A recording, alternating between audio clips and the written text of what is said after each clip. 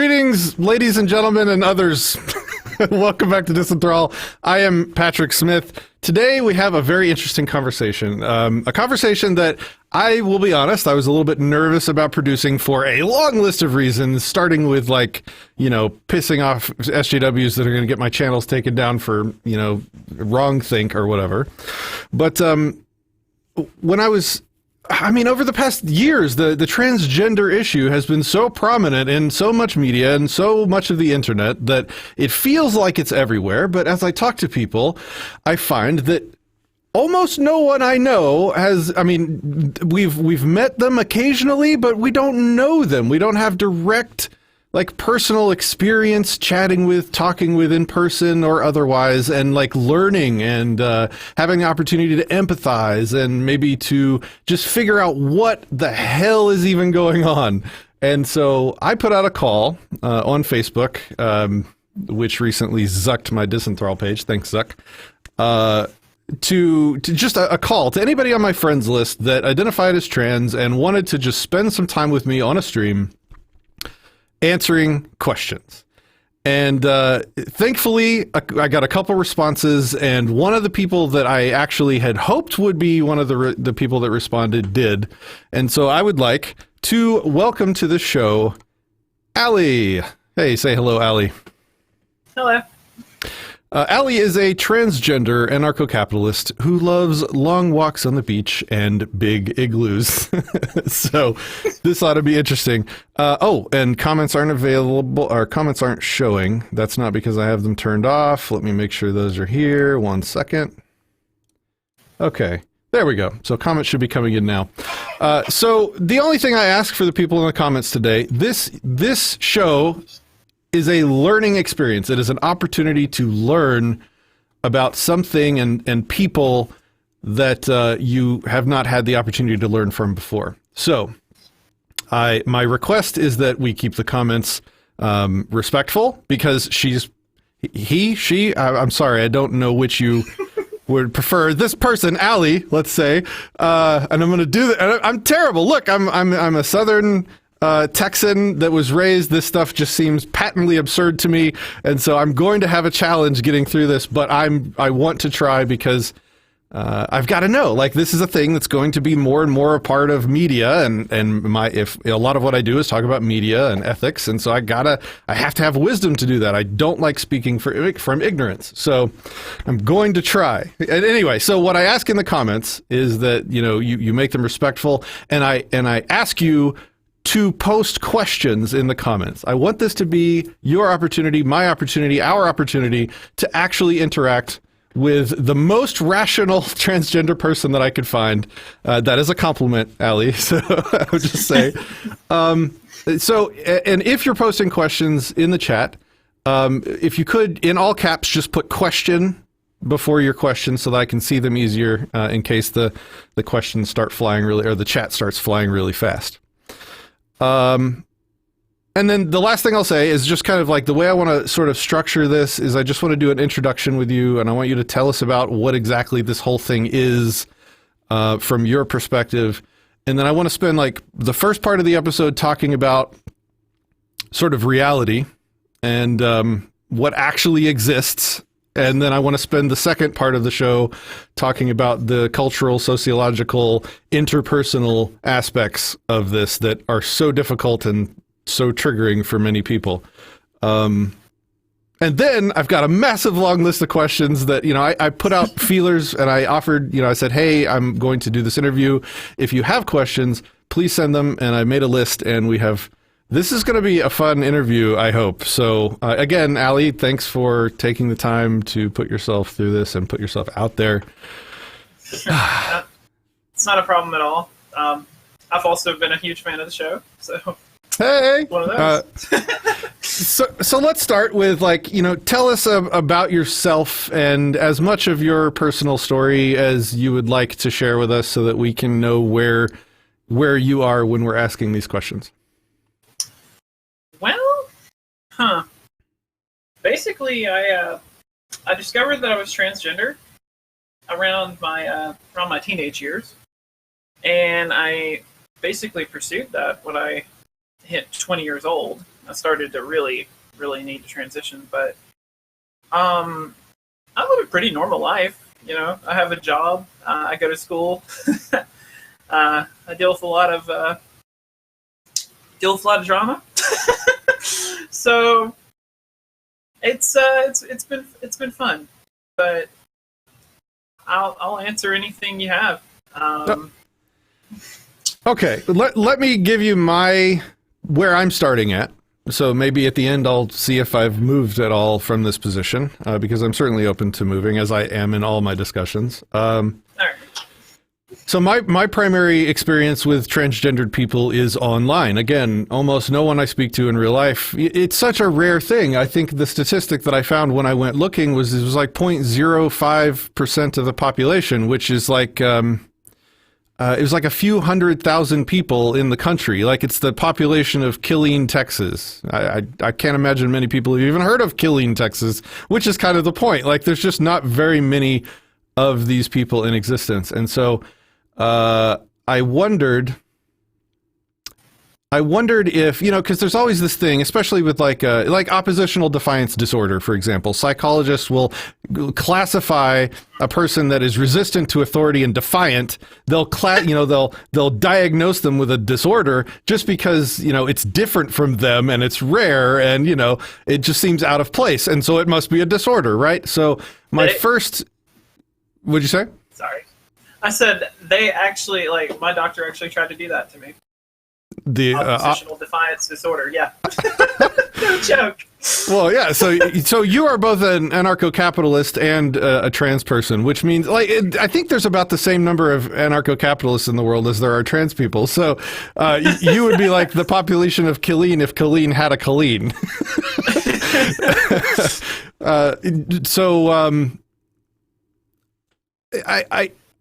I think it's easy to see that there are definitely people that exist in reality that somehow feel their gender is mismatched with their body. I'm trying to make truth statements here so that you can jump in at any time and say, no, I disagree. I don't think that's true. Oh, so that one's definitely true.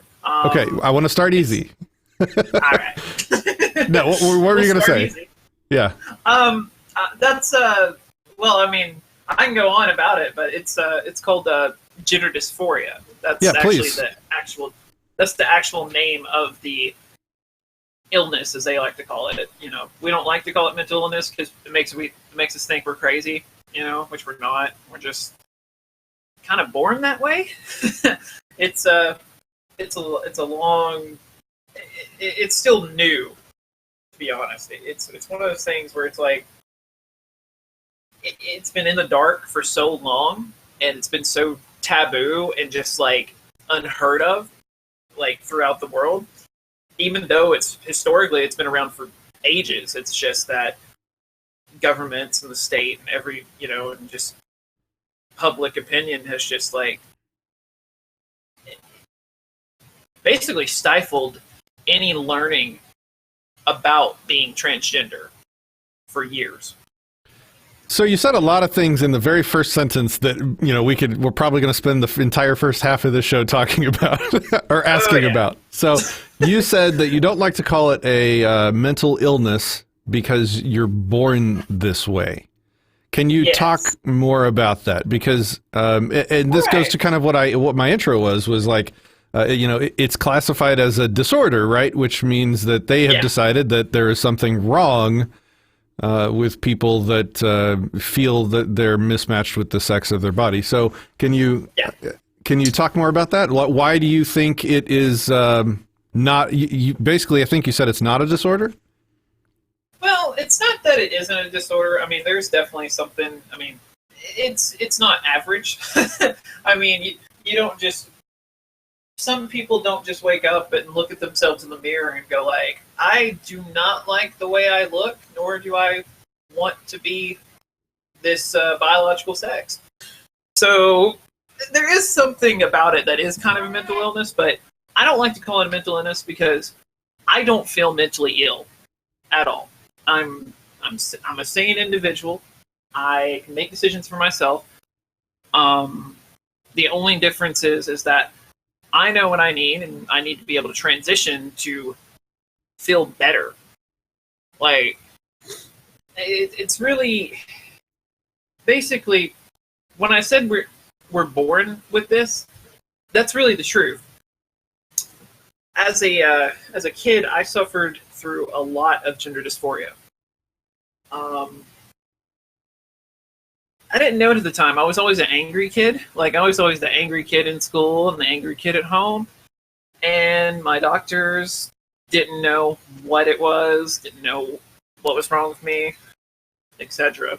But, as a kid, I cross-dressed, didn't know I didn't know what cross-dressing was. I told my grandparents that I wanted to be a girl. They, of course, laughed at that. And also, I like to play with girly things. Like, I like to play with dollhouses. I love dollhouses, to be honest. So there are people that have a problem with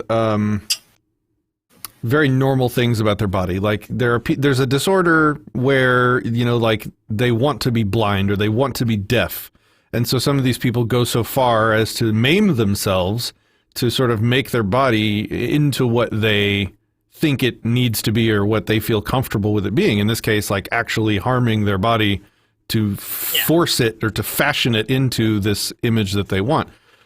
You know what? And I want to, before we go any farther in this, I want to make sure that I've said, for the record, for the SJWs watching, that if you are a grown adult, I could literally care less what you do and what you choose in this area. I will fully expect that you want to be left alone, and I fully want to leave you alone, so like there's no kind of me trying to tell people what they should and shouldn't do once they're an adult, and we'll get into the kid thing later, I'm sure, but I just wanted to say that up front.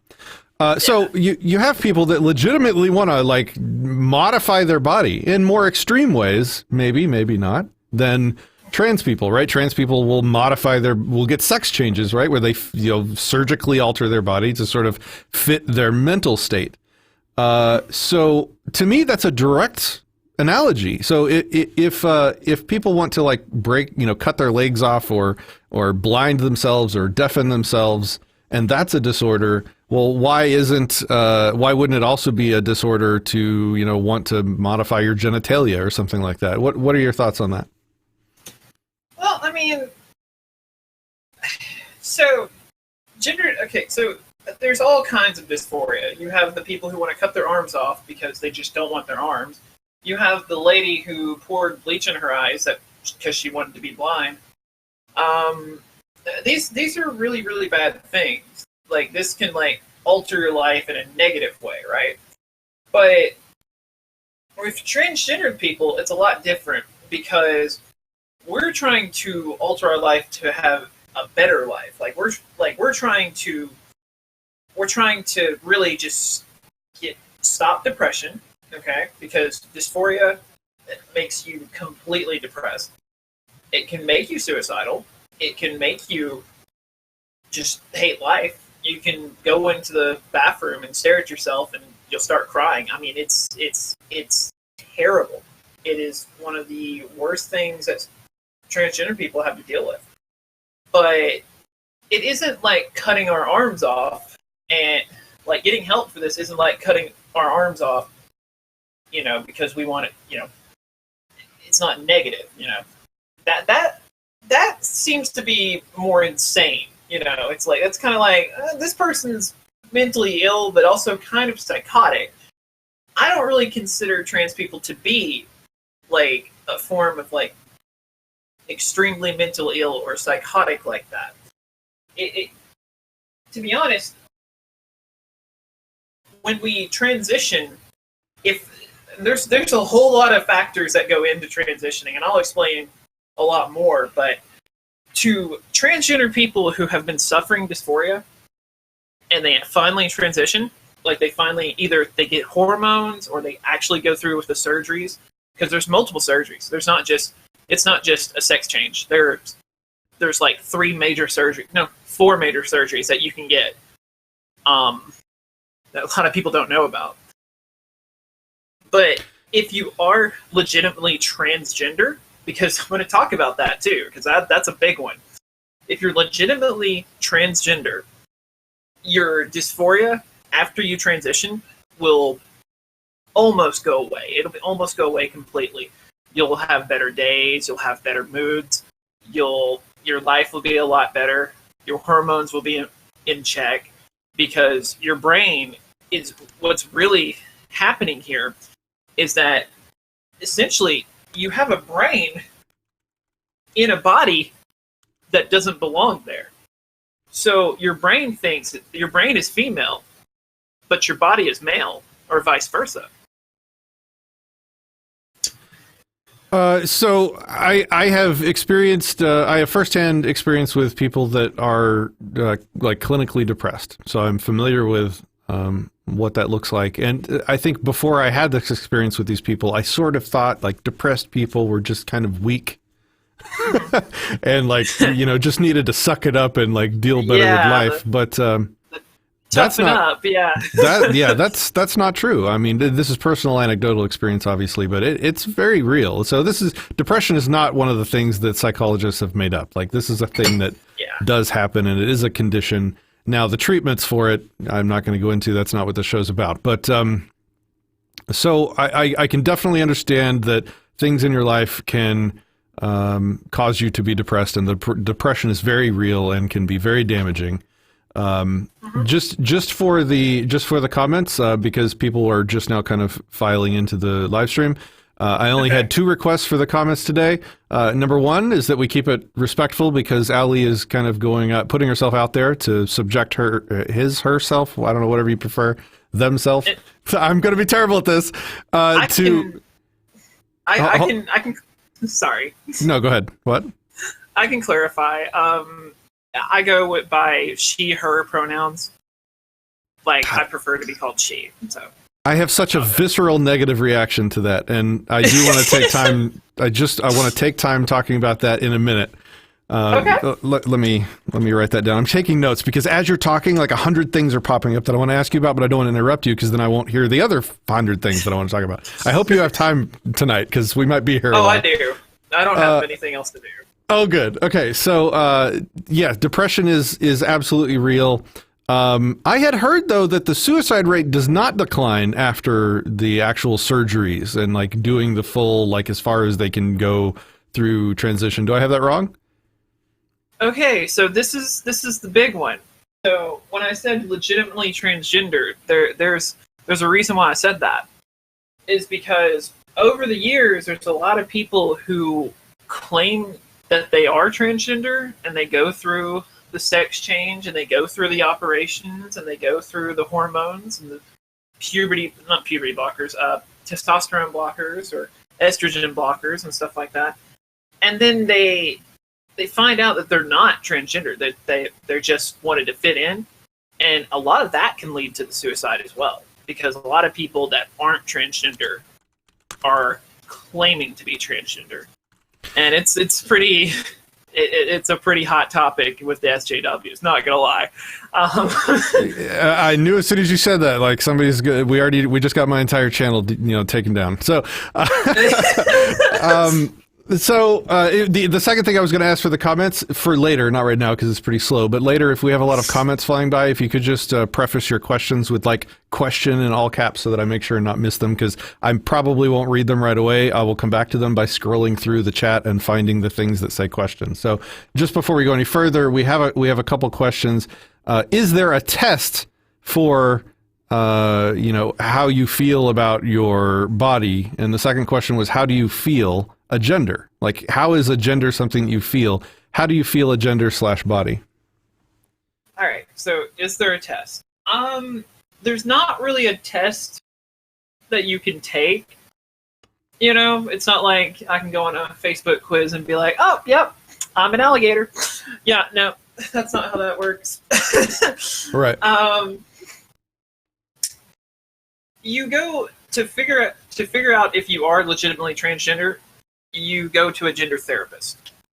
But there's a whole lot of drama that can go on with that. A lot of gender therapists are extremely progressive and will just nod their head and agree with you that you are trans, and that's not okay. But you go to a gender therapist, they ask you a bunch of questions about your life, about how you've been affected, like what is it about yourself that you're bothered by. And it can be facial hair, it can be body hair, it can be weight gain, weight loss, it can be looking at yourself in the mirror, it can be being forced to have short hair all your life as a little boy. It can be like you've been more attracted to a different, style of life. Like I said, playing with doll houses and cross-dressing, stuff like that. Because like they call it cross-dressing, but you just, in your mind, you're just like, oh, this is normal. But there's a lot of things they can ask you and stuff like that to figure out if you're legitimately transgender or not. Because there are tons of people who, again, want to be transgender. And I'm like, why do you want to be transgender? I don't want to be transgender. That was definitely going to be one of my follow-up questions. I was going to, because it seems like, it went from like this completely unknown thing in like, I don't know, 15 years ago. And now like it's the trendy thing and all the little kids are saying that they are trans, and then even like, which is a dangerous thing now because kids are being medicated, and can you that's not a figment of my imagination, right? Would you say there's even a majority of people that are calling themselves trans now that are probably just doing it for attention or to fit in, or to what do you think?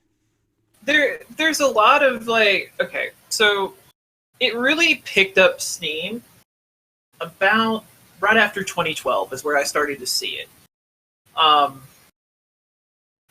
Basically, what started to happen is like the LGBT community started to push the idea that being LGBT was cool, right? Like being like, if you're LGBT, that's cool, it's progressive, it's stunning and brave, right? But what really pushed it was when Tumblr came around. Tumblr, there's tons of kids that got on Tumblr.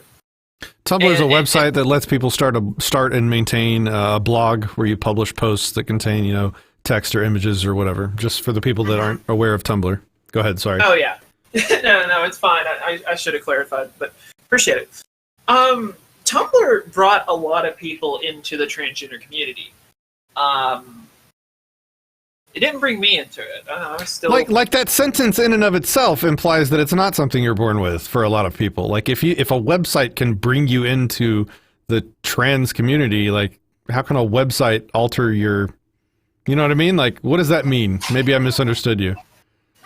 Basically, it's a sense of fitting in. A bunch of kids came into a website. They want to fit in. They see all of these transgendered posts. They see all these transgendered pictures and stuff like that. And they start to want a sense of belonging. So they'll like make their own gender and stuff like that. And I mean, again, this is the most controversial thing I'm explaining to you, because like this right here could get me banned. No joke. Like, oh great. This is full on what does not get talked about in Facebook, Tumblr, any controlled environment. So okay. rip all of my platforms right now is what you're telling me. Pretty much. Great. Okay. But well, this is interesting. So I didn't know how this talk was going to go because we haven't really talked about this before, and I didn't know if you were. I didn't know where you were on this issue. So this is interesting. But yeah, please continue destroying my platform. Well, basically, the reason why it's so controversial is because it is literally talking about. Oh, hey, kids. The kids who got on Tumblr and said they're trans and now regret transitioning and ruined their life with surgeries and hormone blockers or hormones, you know, well, you weren't trans to begin with. Sorry, sweetie. So, see, just even showing this on screen is probably going to get my thing. I found a list of Tumblr genders, and there's some gems in here. Yes. There's yes. Adama's gender, a gender which refuses to be categorized. Oh boy, it's already categorized. Apollo gender, when you have around 9, can be anywhere from 6 to 10 different distinct feelings of gender that have combined into one big gender identity. That's known as Apollo gender. Like there's like pages and pages of genders. Sorry, this is okay. So what do you think about that? Let me keep this on an interview. And what do you think about that? What do I think about the millions and billions of genders? Well, I think gender is definitely a mental state. Like your brain prefers a gender, you know. But when it comes down to all these crazy genders, like purple, you know, or cloud, or, you know, anything like that. I'm serious, it's out there. I've seen it. It's just not. It's not relevant. Like, it's a big slap in the face to transgendered people, because I've cried. You know, I've done a lot of things. You know, this has affected my life negatively. Because I can't put the brakes on it. I can't stop it.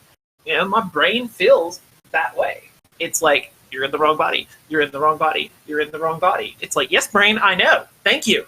Okay, I get it. Wait, this is like I understand. You can't do that. You can't say that to your brain. But getting back on track,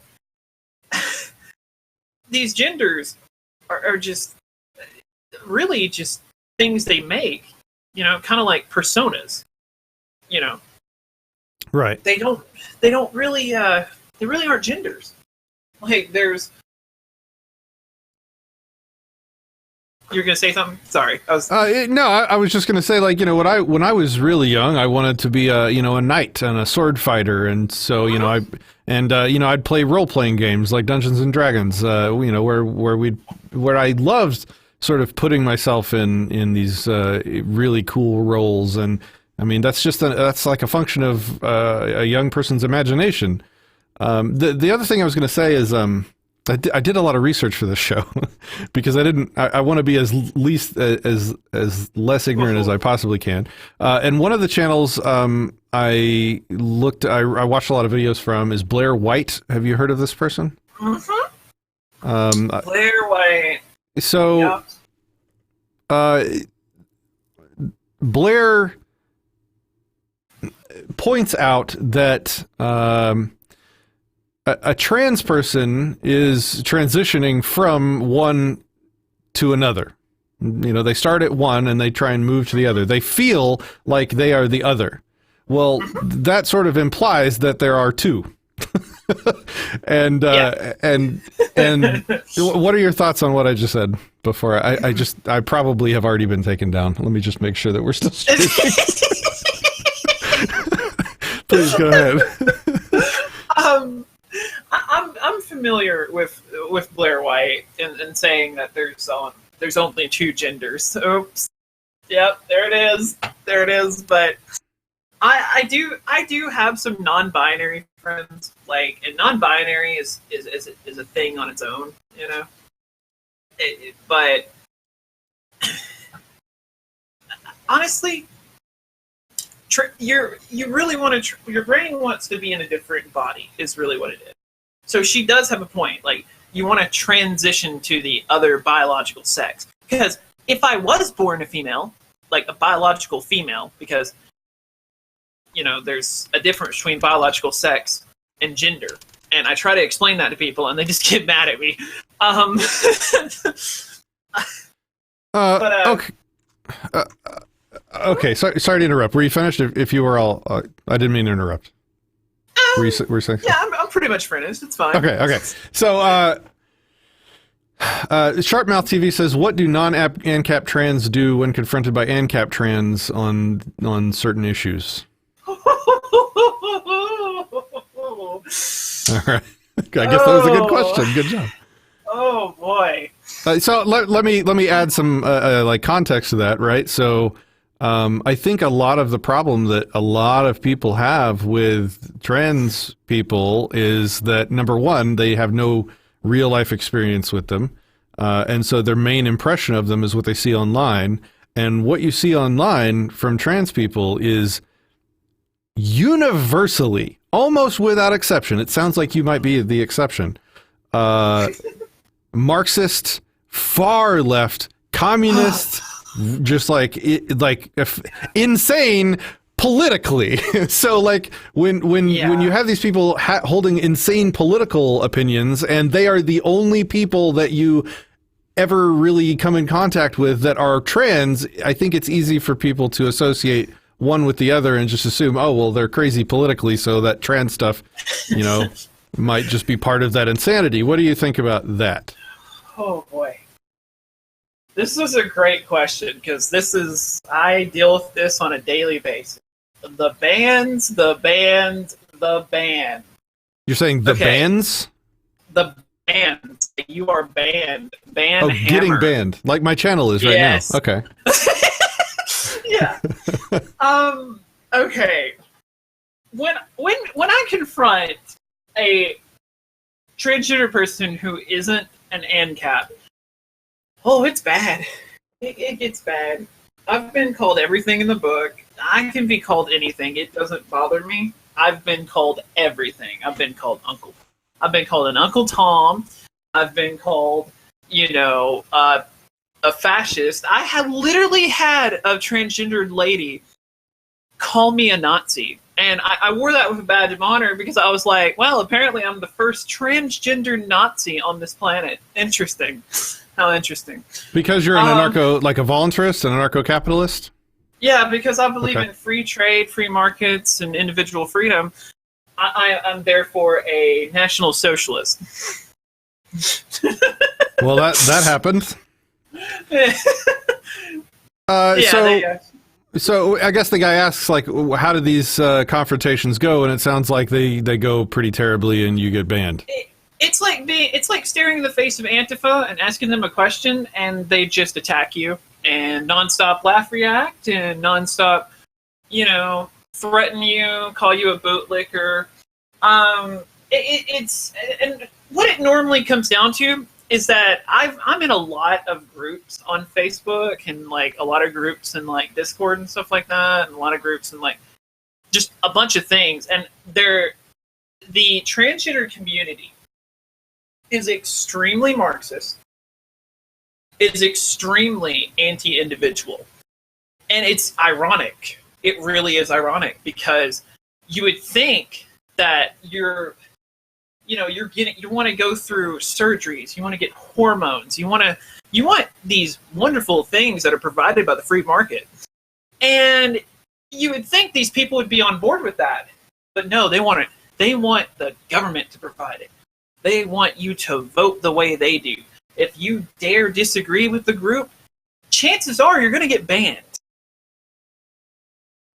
That was one of the questions down on my list is, do you find it ethical to have sex reassignment surgery paid for by money stolen from others, by tax money, by socialized medicine? Well, taxation is theft. All right. No. Good answer. We may continue the interview now. Let's see. A face value says, I don't have a problem with trans until they advocate that the government force others to recognize them as what they identify as. I guess he's referring to, like, up in Canada, the whole Jordan Peterson issue. It sounds like obviously you probably disagree with that. Where is this one again? I'm sorry. I'm reading these comments. They're really good. Face value says, I don't have a problem with trans until they advocate that the government force others to recognize them as what they identify as. So like the pronoun thing that happened with Jordan Peterson in Canada. Okay. Yeah, and I definitely agree with that. This is not something that, I don't.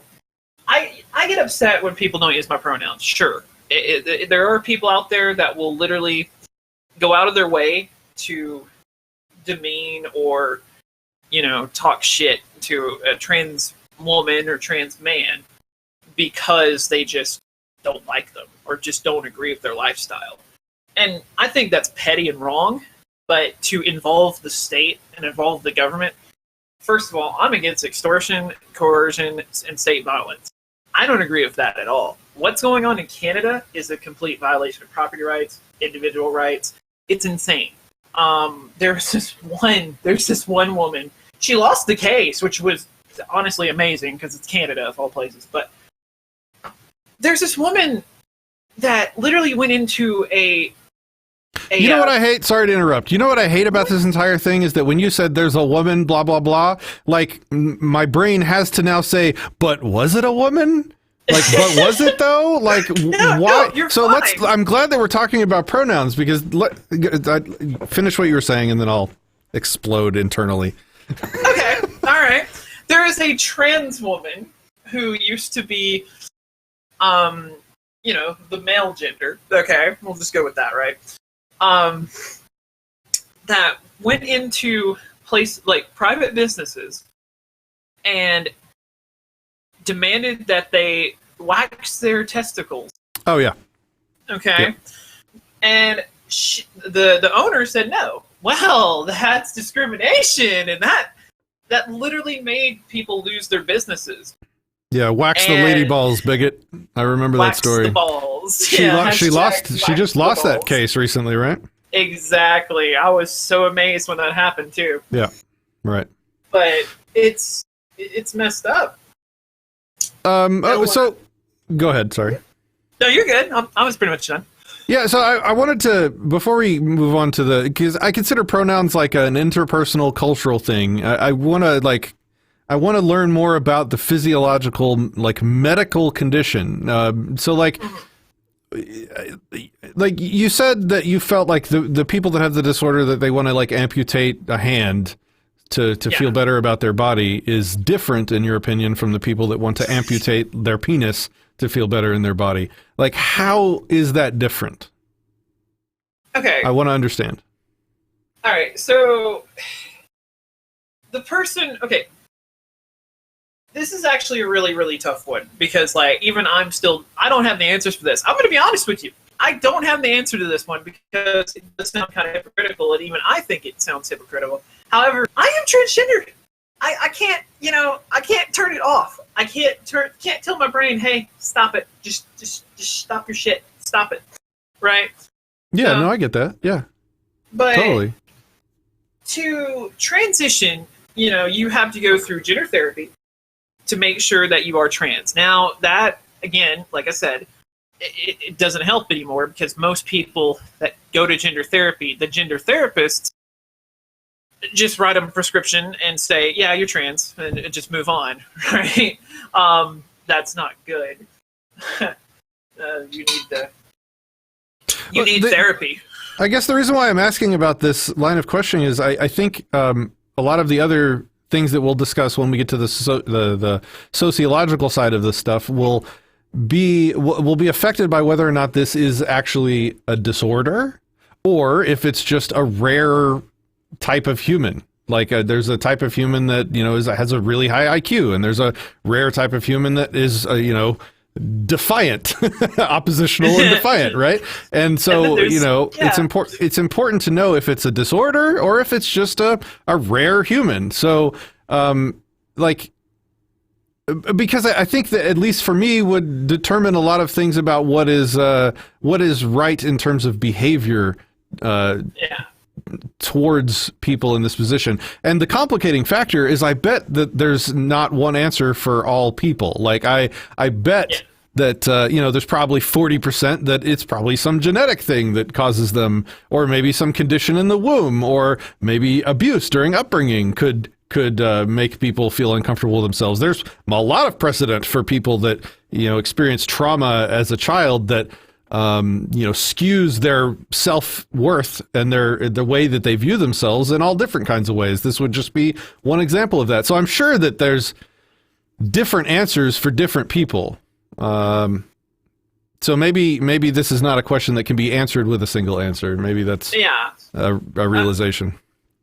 Well, I mean, as I said before, I mean, I'm being completely honest. It's like how does cutting your penis off and removing your testicles, how is that any different from cutting your hand off and saying that your life is better? And I understand where you're coming from. It's like, now, others won't, because you can't talk about this with them. They'll get mad, defensive, and want to spit in your face or hit you with a bike lock.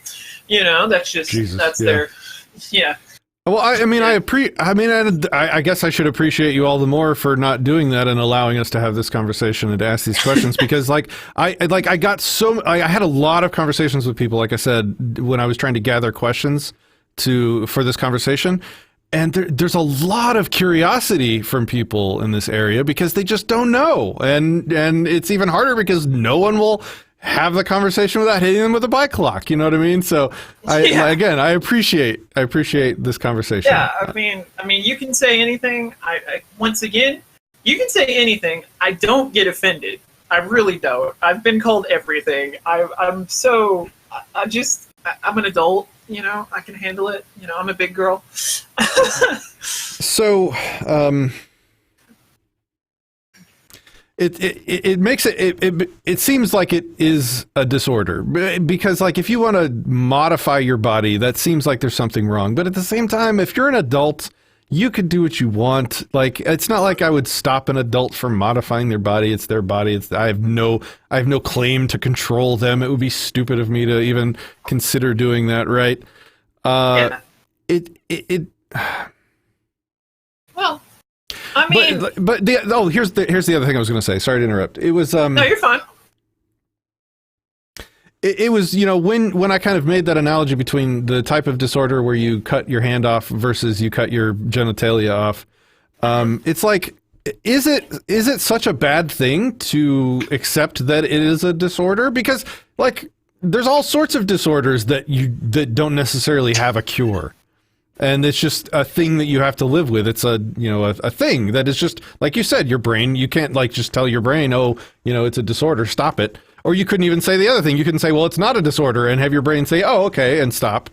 So like, why does it matter to you whether it's a disorder? Because there's a lot of stigma that goes on with mental health. And when someone, okay. That's true. When someone tells you that you're mentally ill and you're mentally disturbed or you're not normal, well, I mean, I don't really care if I'm normal. I mean, I'm I'm already used to that. But it just feels bad because there's such a stigma. Like, getting help for mental health has taken a long time because for the longest time, mental health is controlled by the government and stuff like that. So if you say the wrong things, they'll lock you up in the past. So there's this huge stigma.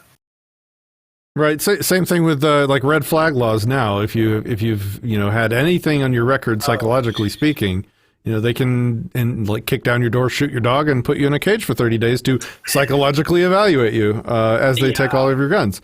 So the mental health, we went to the Dallas March for Our Lives back when David Hogg was doing his thing, and you can go find that video on our channel. At the end of the march, we were walking back to our car, and this guy stopped us, and he was trying to have a reasonable conversation until it got to be like, well, these soldiers coming back with PTSD, they shouldn't have guns. And I'm like, so you want to like make having PTSD a reason that you could be forcibly disarmed? He's like, yeah, what, do you not want to be safe? And I'm like, think about what you're doing. The effects of that would be to, if you felt like you might have PTSD, whereas normally you might go get treatment and might get some kind of helpful therapy to reduce the effects of that PTSD, you might not want to go get treatment because you'd be afraid of having your guns taken from you and being put on a list of people that have PTSD. Like, you don't want to get on those lists. Once the psychiatrist has a file on you the government can crack that file open anytime they really want to, right? So that's a danger for sure. That's a risk. Oh yeah. Well, see, like, and this is kind of off subject. Like I said, like I'm a gun nut. Like I am. So I enjoy talking about guns as well. But like the amount of people with PTSD that go on mass shootings versus the amount of people who are just psychotic is just extremely low. And I wish people would stop saying that veterans are going to go shoot something up, or veterans are going to go blow something up, or veterans are going to go, haywire and like just beat people up or stab them. It's not true. It's a terrible, terrible just lie, essentially. Okay, so now here's a question, and this might be difficult, and of course you don't have to answer anything you don't want to. I'm just trying to connect dots to make sense of it. So, okay. If it sounds like this condition is you are unhappy with your body, and how much of that is because in other conversations I've had, they say that if you use their new name and their chosen pronoun, that their suicide rate goes down, and so that immediately was like a flag in my brain, and this is where this question comes from. Is the purpose of transitioning to change how people interact with you and to change how people see you and think of you into what your brain wants it to be? Or is it like, I guess this is probably a question that was going to be answered differently by everyone, but is it about how the world sees you, or is it about how you see you? It's basically a little bit of both. I'm in an early transition. I'm not gonna lie. I got hormones a little later than I wanted to, but what it does is that it does help bring peace of mind. It's when you grow your hair out and you take your hormones and you start feeling more feminine, you start feeling a lot better. It does take a lot of stress off of your shoulders.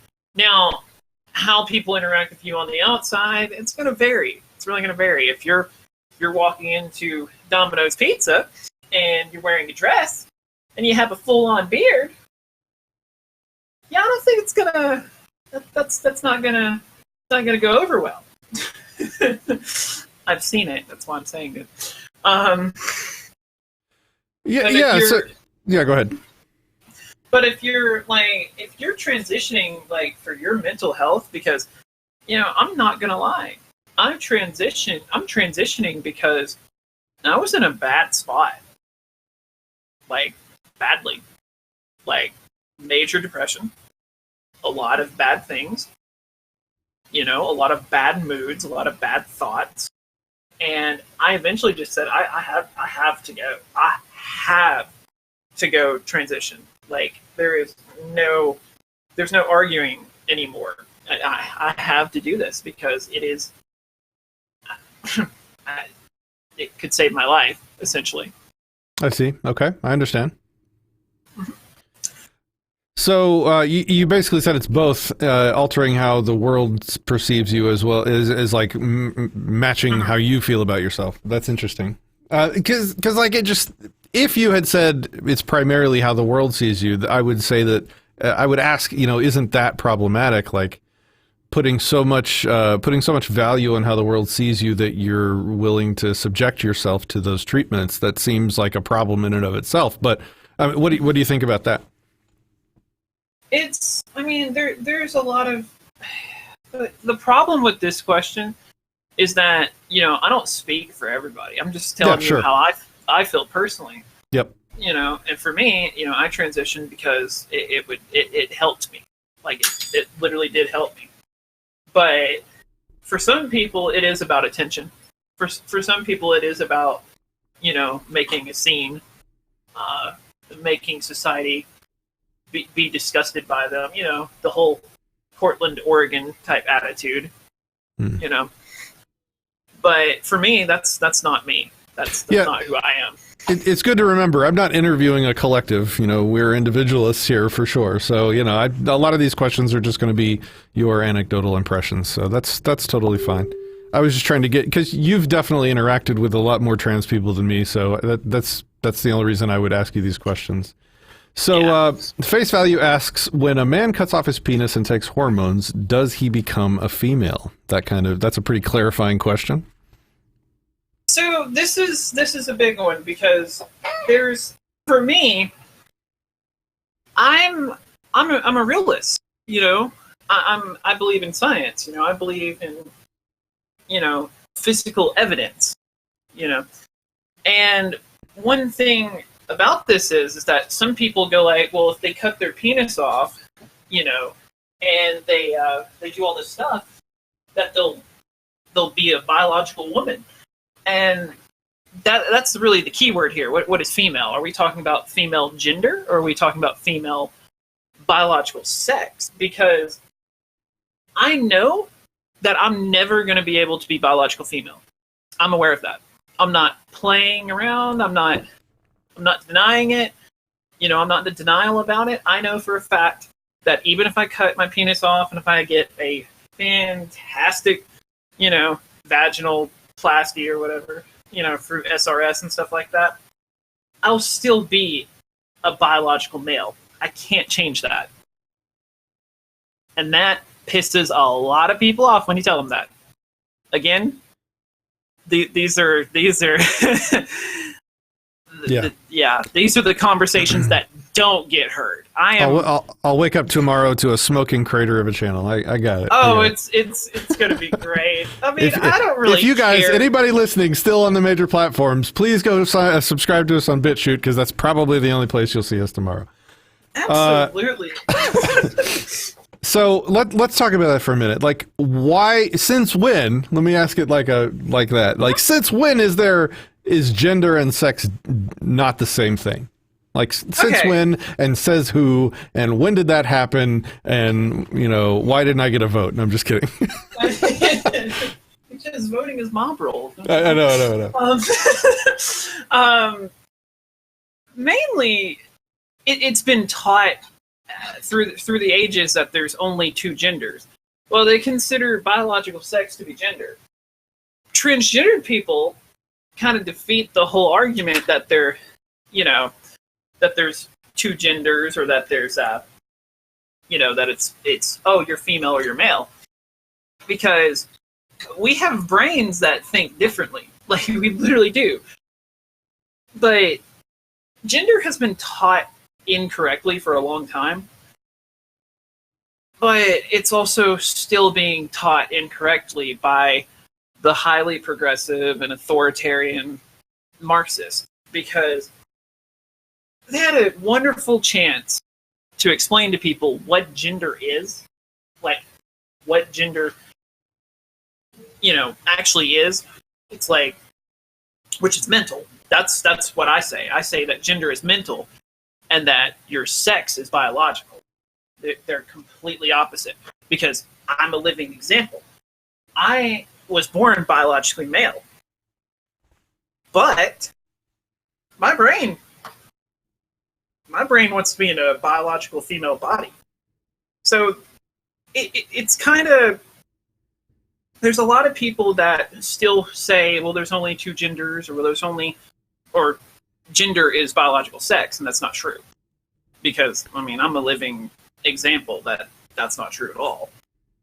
But also the fact that it's just been taught incorrectly for so long that biological sex and gender is the same thing. It's when it's not. Well, we're going to argue over like language words now. So I can pick any word I want and say that its old definition is incorrect, and I'm going to start using this new definition for this old word. And if I get enough people doing the same thing with me, then that's how the language evolves. And so there is no, as much as the government wants to, it cannot control the language. It wants to. Because it's just a thing that moves with the people's usage of it, and so clearly there's a number of people that are trying to redefine gender into something that it seems the word gender to be used for this purpose. Now, like I said when in the beginning of the show, like there are clearly people that feel like yourself that they're mismatched with their body. And I understand that they need a word for that. And they could have made up a new word, but then they would have had to teach a new word to the entire world, which might be more difficult than co-opting an existing word. So I can understand the strategy in like picking gender as a word and trying to use it in that way, because you need a word to describe the difference between how you feel and how you exist. First of all, like when I just said that, like the difference between how you feel and how you exist, that would probably set off 99% of the trans people I would ever talk to, because they would demand that I recognize that the way they exist in reality is the same as how they feel, which is where my entire problem comes when we get into like pronouns, for example. It's trying to make me talk to how you exist in the way that they feel. And like so much of what I do on this channel and in my day-to-day life when I'm thinking about philosophy is I defend to the death definitions. I fight, like the most debates I have are just in the definitions of words. You win or lose debates in the definitions. And so I'm very sensitive to words being redefined, and I'm very sensitive to the definitions that people use for words. And it is a huge red flag for me when somebody tries to take a word and change its meaning on me in a debate, because that's how people win sophistically, like with sophistry. They fuck with the definitions of words. And so I'm super resistant to definitions of words. Like if we want to have a discussion on anything and you say, well, you know, what's a good example? Capitalism is not peaceful, non-coercive trade. Capitalism is, you know, an involuntary hierarchy, you know. It's exploitation. Exploitation and theft of the surplus labor, blah, blah, blah, is capitalism. Yeah. Like, that's how the government controls the population, by changing definitions of words. That's how you lose philosophical discussions, by not defining your words well enough. And so it's like an internal, it's part of Patrick. Like, you know, I see myself as male and I fight over definitions. And so, when I am asked, even by you, which is, I guess, as of this moment, I have now had more contact with you than any other trans person on the face of the planet. So, like, if you looked at me and said, hey, Patrick, please use the she, whatever pronouns when talking to me, like, I just have such an internal, strong, visceral, negative reaction, and it's part of it is probably like the rebelliousness that like drove me towards anarcho-capitalism to begin with. It's like, you want me to use a word that literally contradicts reality, and I don't allow that in any other area of my life. So I can't imagine allowing myself to do that with anyone on the gender thing. And the other thing I always told myself, but it never happened, is that, like, you know, I don't think any of my friends, anyone I would consider a friend, would ask me. It feels like gaslighting. It feels like if a friend of mine asked me to use a word that didn't match reality, it would be like they're trying to gaslight me. They're trying to get me to gaslight myself by using a language that mismatches with reality. So I appreciate you letting me rant, because I've never had a person to get this out with, and that's fine. This is therapeutic for me as well. What do you think about what I just said? No, I agree with you. It's like it can definitely roadblock relationships and, you know, interacting with others. If you're sitting at a dinner table and you're talking to somebody and you're just like, yeah, dude, what's up, dude? How you doing, dude? Dude, the word dude is not considered gender neutral anymore. Although you can call me a dude, and I'm like, what's up, dude? You know? But people will get mad and just like go like, well, actually my pronouns are, you know, she, her, you know, or they, them, you know, and it's just like, okay, dude. So I understand. I do, because even though I'm trans, I've dealt with it. I've gotten into so many arguments with other trans girls or boys, or, well, hell, they get mad at that too if you say girl or boy. So I understand it's like walking on eggshells. It definitely gets like, you're just like, okay, this is crazy, fuck it. That's really what you're doing. Like, and I understand it. I understand why you feel that way. And it also goes to what I was asking about earlier, like whether most of the problem is how others see you or how you see you. So, like, if most of it is how others see you, then you would need other people to sort of feed into their impression of you to lessen the negative feelings about how the world sees you. So, like, I'm just trying to, okay, so I'm not sure at this point in time that I could bring myself to use a pronoun that you asked me to. I would use a pronoun that conforms to what I see as reality. I would like you to tell me, like, what does me saying that make you feel? Is that a barrier to a friendship with you? Like, what do you think about that? Most of my friends that I associate with do use my pronouns, but mainly because they know that I'm different from a lot of other transgender people. You know, I'm not a Marxist, I'm not authoritarian. You know, I don't believe that if you misgender me, I don't believe in red flagging you and, you know, hope you're lined up against a wall and shot. You know, I don't believe in any of that. So I make good friendships with people.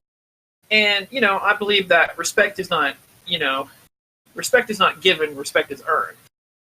And I've gained a lot of respect because of that, because I'll talk to my friends about it and I'll be like, hey, it's like, if you could, you know, just call me she, or just call me Allie. You know, especially to my friends that knew me before I was Allie.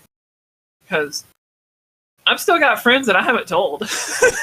Because they're across the United States, and I'm just like, we'll get there when we come there. Okay, let's put out a call. Like, guys, this is supposed to be an interactive discussion. This is an opportunity for a lot of people that never had an opportunity to ask the questions that they have for trans people. This is your chance for those that don't know any in real life. So if you have questions, drop them in the comments, and just so I can see them, you know, start them out with like a all caps question : and then ask your question, and that way I can scroll back through later and see them. And so before we get to the long list of questions that I've collected already for the show, let's now kind of talk about, well, we already kind of talked about pronouns in terms of society. What do you think about the other issues that have been hot topics, like bathroom usage? Okay, so that's actually a pretty hot topic with me as well. I am an advocate of, you know, using the bathroom that you prefer, but that pisses a lot of people off. But I mean, I'm transitioning to be a woman. I'm going to go to the ladies' room. It's just how it is.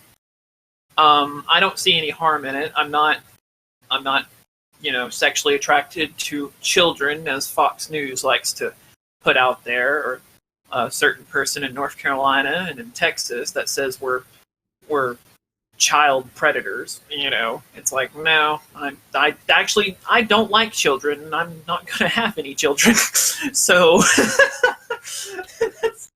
but well, isn't the process you're going through going to prevent you from having kids if you wanted to? And yeah, that's we can get onto that one. I just want to cover the bathroom. Yeah, sure, go ahead. First, we'll talk about that, because that is important.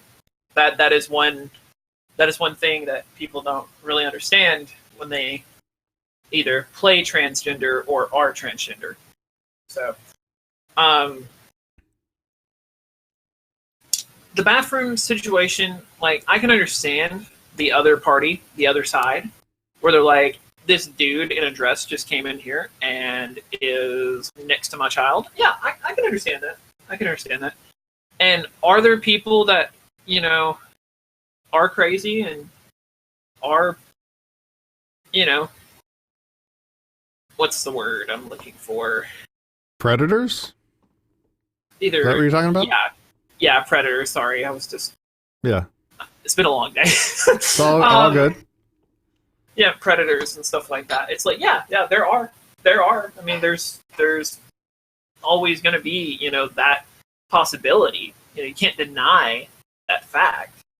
But the hype of like what Fox News says, and in North Carolina and in Texas has said that these transgender people are coming into the bathroom and are going to stare at your wives and look at your kids and stuff like that. Well, I got something to say to these people right now. And no, this isn't violent or anything, but this is just a huge, truth bomb. A majority of pedophiles are male and are attracted to boys. So the argument that a transgender woman going into a bathroom to use it, because their argument is, oh, they can't do that because they're attracted to our daughters and stuff like that. Well, it's kind of ironic because these same people that are saying that are also peeing right next to a child pervert inside of a male bathroom. It's like, guys, it happens on both sides. You can't just pick one side and say, oh, well, we're going to use this one, controlled example to go against anybody who's transgender using the bathroom. It doesn't work like that. As a matter of fact, most predators are family members. So it defeats its purpose. So, and this is probably me getting my channels banned again, but I'm going to ask an honest. I'm going to ask it genuinely and not with any malintent, right? So, like, isn't it somewhat reasonable to assume that, like, if someone already has a disorder, wouldn't it be like if you already have one sort of issue mentally, wouldn't it be expected to have that person might be more prevalent to have other issues like being attracted to kids? No, I think that's also part of the stigma, that it's like, well, this person's mentally ill, so they're probably more mentally ill. It's just not the case. All right. Is it a possibility? Yes, everything is a possibility, Nothing is impossible.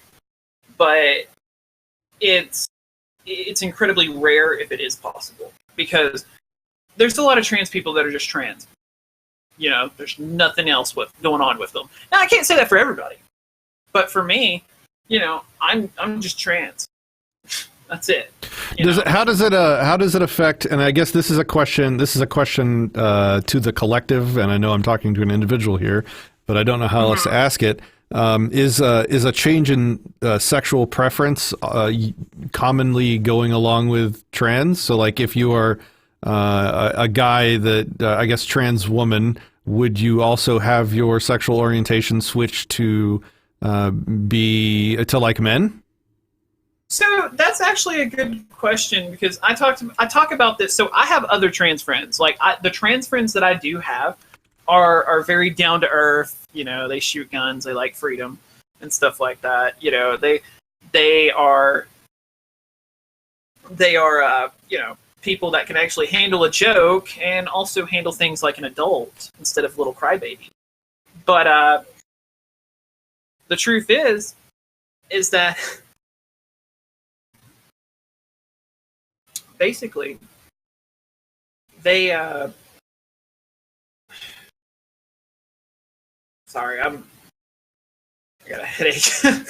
No, yeah. So the question was, does sexual orientation follow the gender transition? So if you're wanting to transition to female, do you also are you also attracted to men now?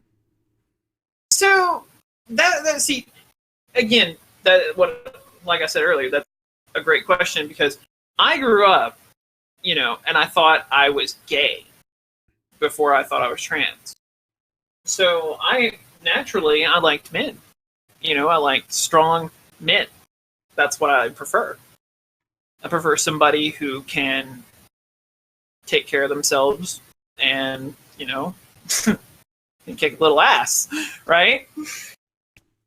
Well, I found out later on that it's like, maybe I wasn't gay, maybe I'm not gay, I'm trans, and stuff like that. Because I was in denial about being transgender. Oh, but I see. Okay. I considered myself to be straight after I transitioned, because it honestly. Well, what does that even mean at that point? Like, what does that mean? Which one are you attracted to? Again, I'm so confused. That's okay. It's okay, because I'll explain it. Again, that's what I'm saying when I talk about my friends, is because we joke, like, we have fun when we talk about this. It's like, so if I'm trans and I like women, am I a lesbian? Or if I'm trans and I like men, does that make me straight? And me personally, I'm bi. Like, I'm basically bisexual. Like, I prefer a personal relationship, like somebody who I can talk to and somebody who can, handle reality and like do stuff with, like, their interests and stuff like that. It's like, I don't really, for me, it's not like incredibly like, sex is not everything. Okay. But so while we were talking, I looked up the number of I guess registered sex offenders in the U.S.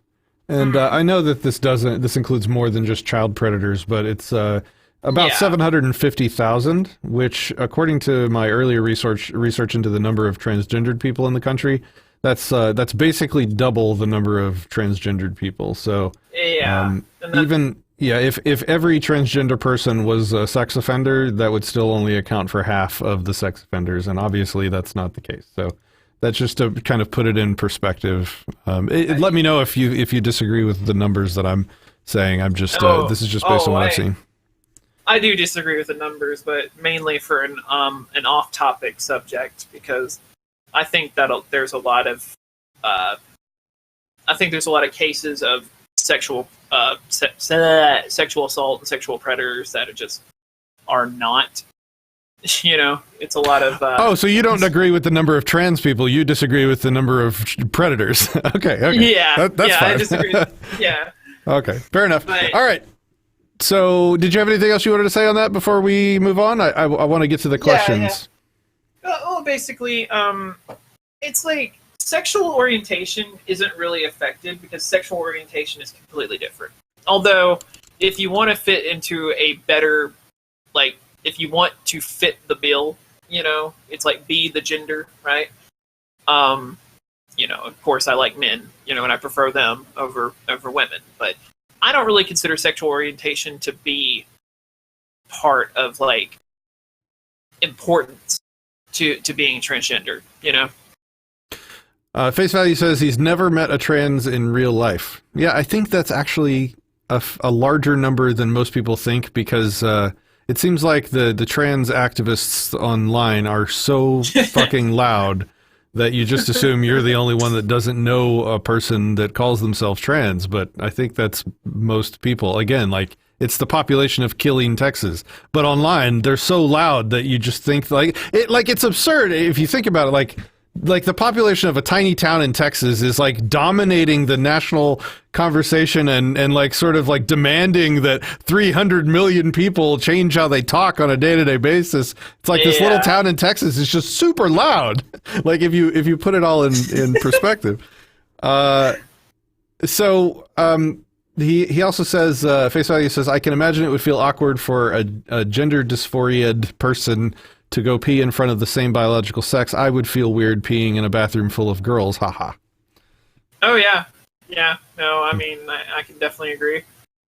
So when I was 17 years old, no, not 17. I was 19 years old. Sorry. 17 was different. But I was 19 years old. I did cross-dress and stuff like that. And I actually have. And it's like, even though you are transgender and like you may even look like you may pass, as they call it. That's what passing is, when you look like the gender and biological sex that you want to be. That's called passing. As I said before, having a beard and wearing a dress is not going to. Okay. Good luck. But good luck going into the bathroom wearing that. But it can be awkward. No doubt it can be awkward, because you were basically conditioned as a child to use the male's bathroom because you're biologically male. That's just how it is. And then you find out you're trans, or you accept that you're trans, and then it's like, yeah, it's a whole nother world. Little things. And so, I think just another thought came to mind when we were talking about pronouns and how I'm effectively being asked to use language that doesn't conform to reality, and I'm resistant to that. But then I think about like the stuff that I see recently online where they're like, a trans woman's penis is a woman's penis. Oh boy. And that's just like a whole other level of gaslighting, reality rejection. Like that just seems so beyond the pale that like I have to stop recognizing that person as a rational self-agent almost. What do you think of that? Like, what do you think? Oh, I agree with you. I mean, that's the Tumblr. Those are the Tumblr people. It's like if you don't go out with a transgendered female because she's transgender, you're automatically a bigot or something like that. And if you don't like to suck girls off, then you're a bigot. And it's like no, just shut up. You're making it so much worse for trans people. It's like, now that I agree with. Yes. It's like, I'm so tired of it, where it's like, if you don't accept me, you obviously will never accept me. Or if you don't accept me, if you, this is a big one. This one I get a little heated on because I get mad about this. Because there are girls, well, transgendered girls, that literally, what they'll do is that they'll bait men, okay? They'll bait straight men to date them. And then they expect the straight men to date them to accept that they have a penis. And typically what happens is that these women get hurt. These women could actually have gotten killed. There are cases of that. These women don't think. They live in a completely different reality that's like, I'm just going to mess with this man who wants sex and then lie to him. I'm sure this will go over well. Yeah, no, that's not reality, honey. That's not. I mean, of course, it's not okay to murder somebody because they tricked you about their genitalia, but yeah, and I'm not saying you're saying that, but yeah, I know. It is dumb. No, murder's stupid. And while you were talking, I was trying to look up. I just saw a news story come across my feed. A dude is getting charged with a hate crime in the UK for refusing to date this person that he found out had a penis. He's literally being charged with a hate crime. That is insanity. That will make people not want to have anything. That will make people even more resistant to trans people in general. Like when they're using the government to persecute people. Like, woof. That's the bad. That's the bad play. That's what I'm talking about. That shit just pisses me off. It's just that these progressive and stunning and brave people will literally use. I'm sorry, it's true. I mean, the way you said it. Yep. Well, I mean, I make fun of them a lot. I have trans friends that they're down to earth. And we make fun of them all the time, but they literally will they live in a different reality. They think they can lie to men, and that men aren't going to get offended or worse, hurt them for tricking them, because that happens all the time, and they don't understand. Or it's not that they don't. It's basically they don't want to understand. It's that they're willfully ignorant. They think that, oh, well, we can just use the government to get them to understand forcefully. Yeah. Okay. So the last topic before we get to the list of questions that I have, Michelle just asked in the comments, actually, right as I got to it in my list of questions. So good timing, Michelle. So let's talk about children, because this was, honestly, Yes. this was the topic that got me thinking about doing this show. So, and I'm glad that you took the time to watch the show that I did so that you can maybe speak to it. But, Oh, yeah.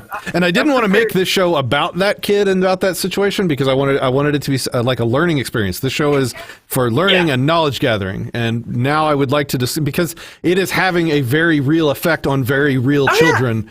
And I think my takeaway, let me just summarize my takeaway from that show, and then if you want to give your thoughts, I'd love to hear them. So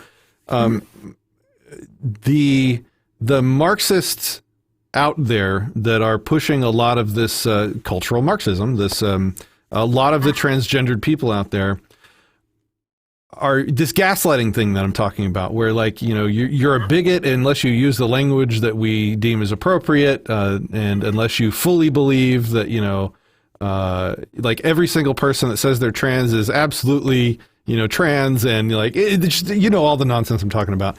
It's Absolutely. I think most people, and I'm talking about mostly statist people out there, I think most people are generally okay with letting other people lead their lives. Now, granted, they have a massive sort of blind spot to government and how they use government to control people, but outside of government, they just kind of want to live and let live for the most part. And I think a lot of the Marxists, SJW types, are just kind of don't get pushback. Most people just ignore them. I think the vast majority of people just ignore most of the extreme left that's pushing this stuff. And what that has done, it is just it has allowed them to take up so much space that they're starting to cross the line, is kind of the point I made in that video.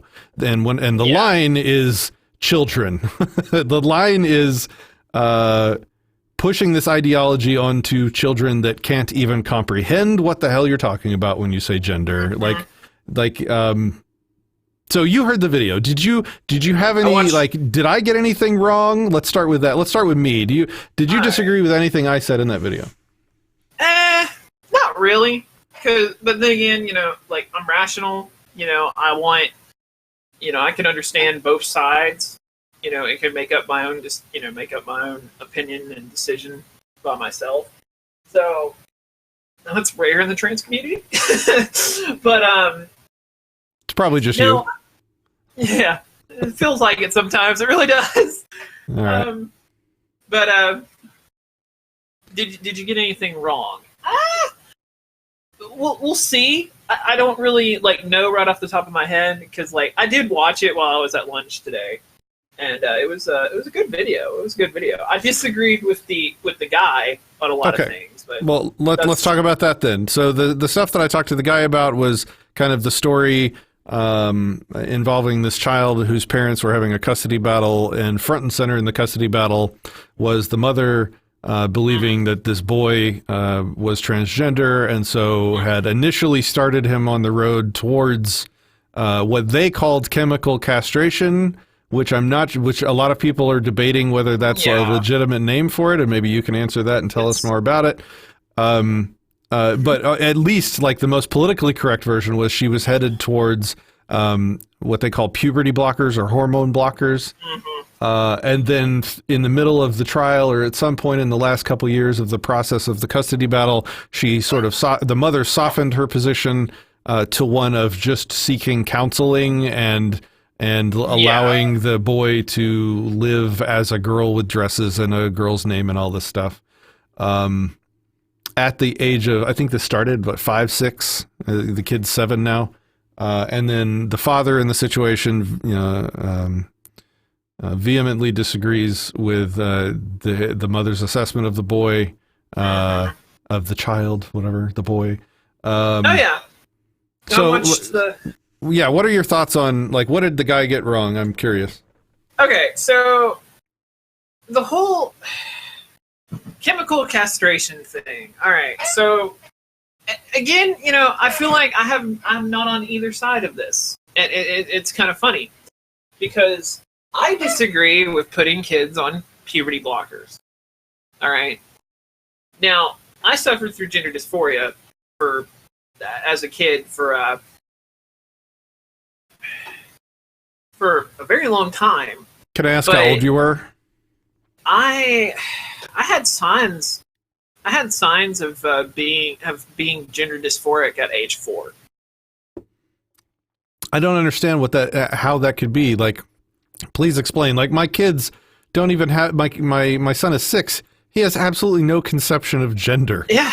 Yeah. That's just not in his universe. Like, the only way it would get in his universe is if somebody taught him, like, went out of their way to teach him about it, and then, you know, sort of ask leading questions to, you know, install ideas into his head about the issue. Like, how did that work for you? Did somebody do that to you? Or, I mean, like, explain it. I don't understand that. Can you explain it? Yeah, I can explain it. So again, when I say legitimately transgender, I mean legitimately transgender. I had signs of gender dysphoria when I was young, like actually like single digits, 4 years old, etc. Right? I told apparently, and this is what my mom actually told me this story.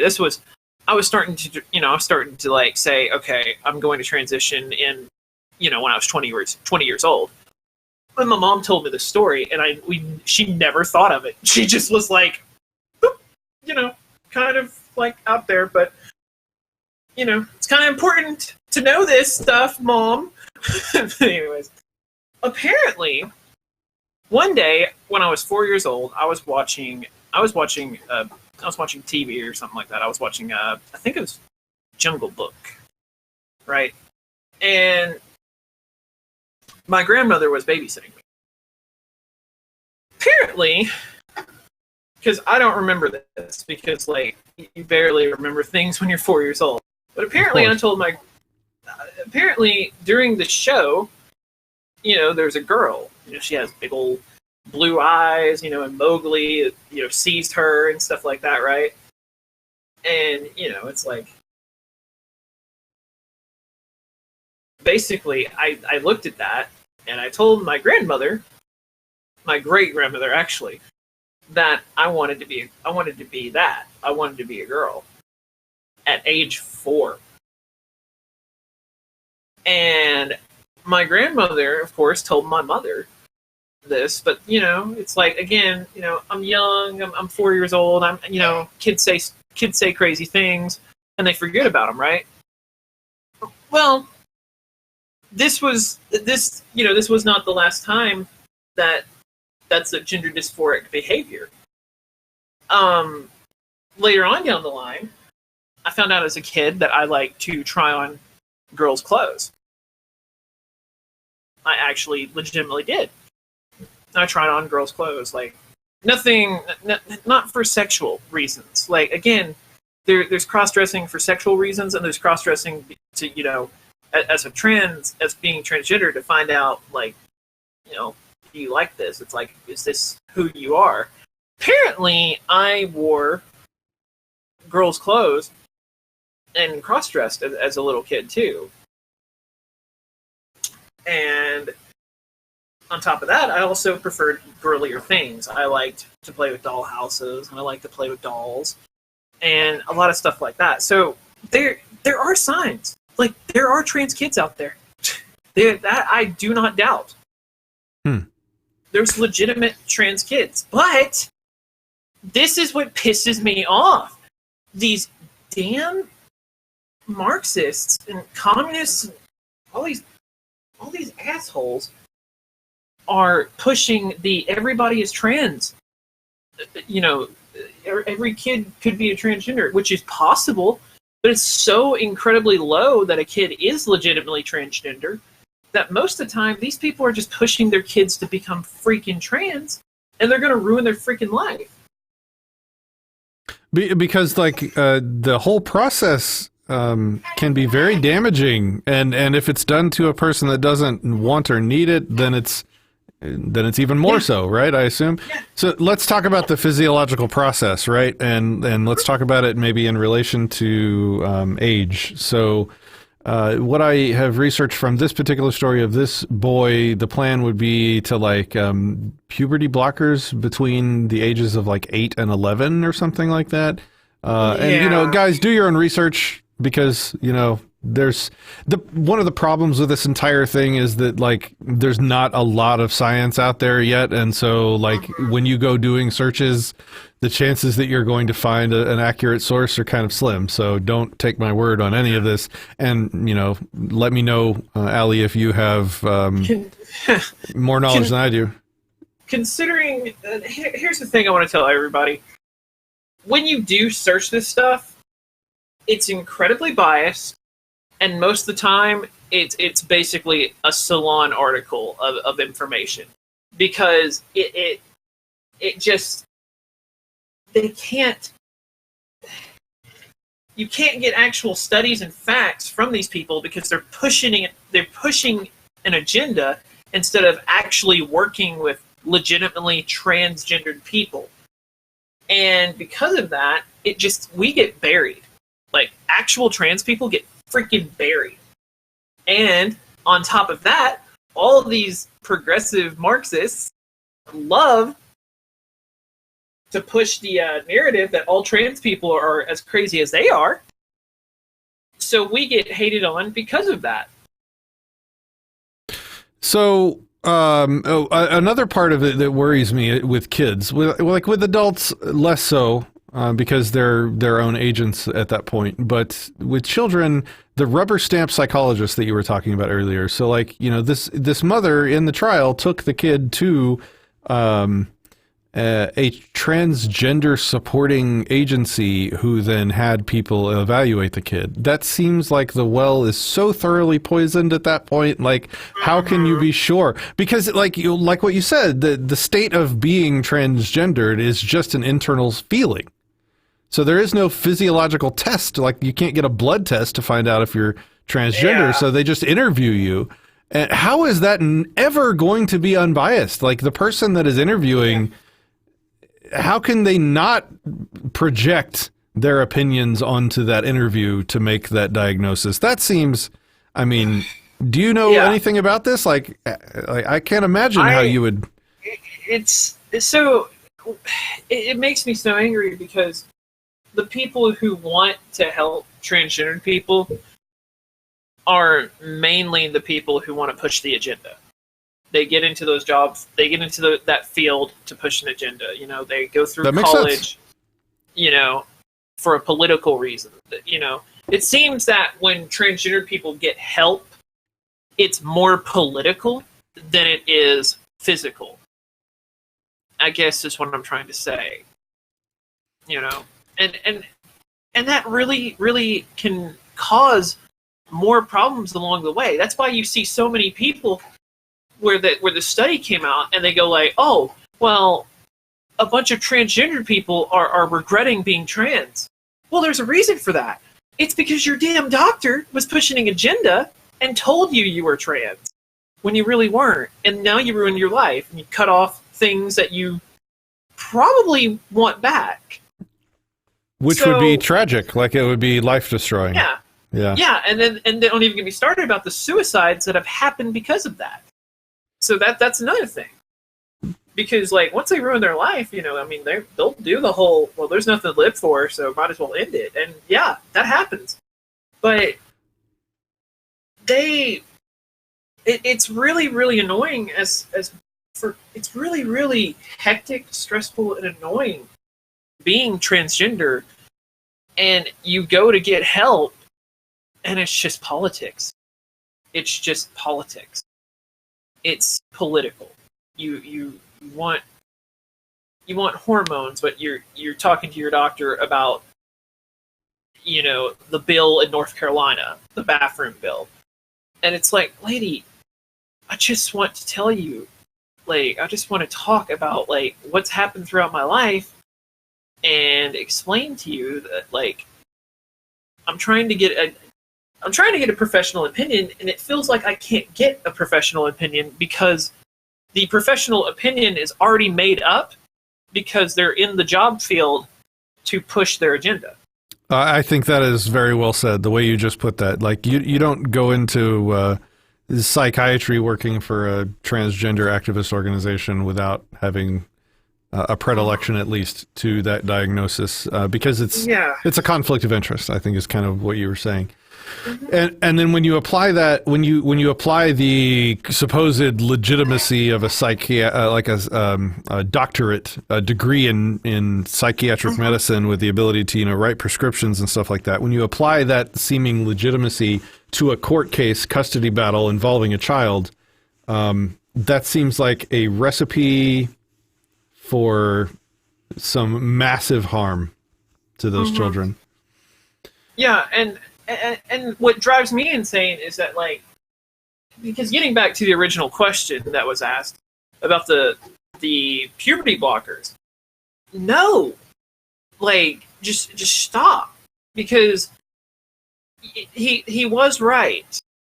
The puberty blockers can alter your fertility. It can happen. It's not fake. And so it's not inaccurate to call it chemical castration then, if the process of blocking puberty can render you impotent, right? Not impotent, but sterile. Yeah, I mean, I think it's extreme to call it that, but it's not far from the truth. Now, it is far from the truth because it has to happen for a very long time until you're completely sterile on puberty blockers.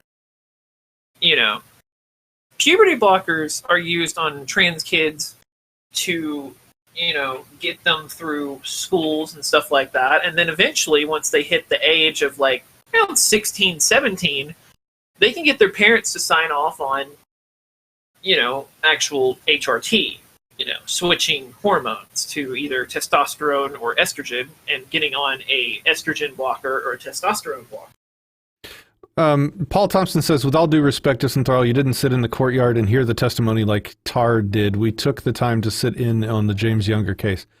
I don't know what you're disagreeing with me on, Paul. Like, you say, with all due, I'm not disagreeing with you. I think what's happening to that boy is a terrible tragedy and abusive. So, yeah, like, I don't know what you're talking about, man. Maybe you misunderstood something I said.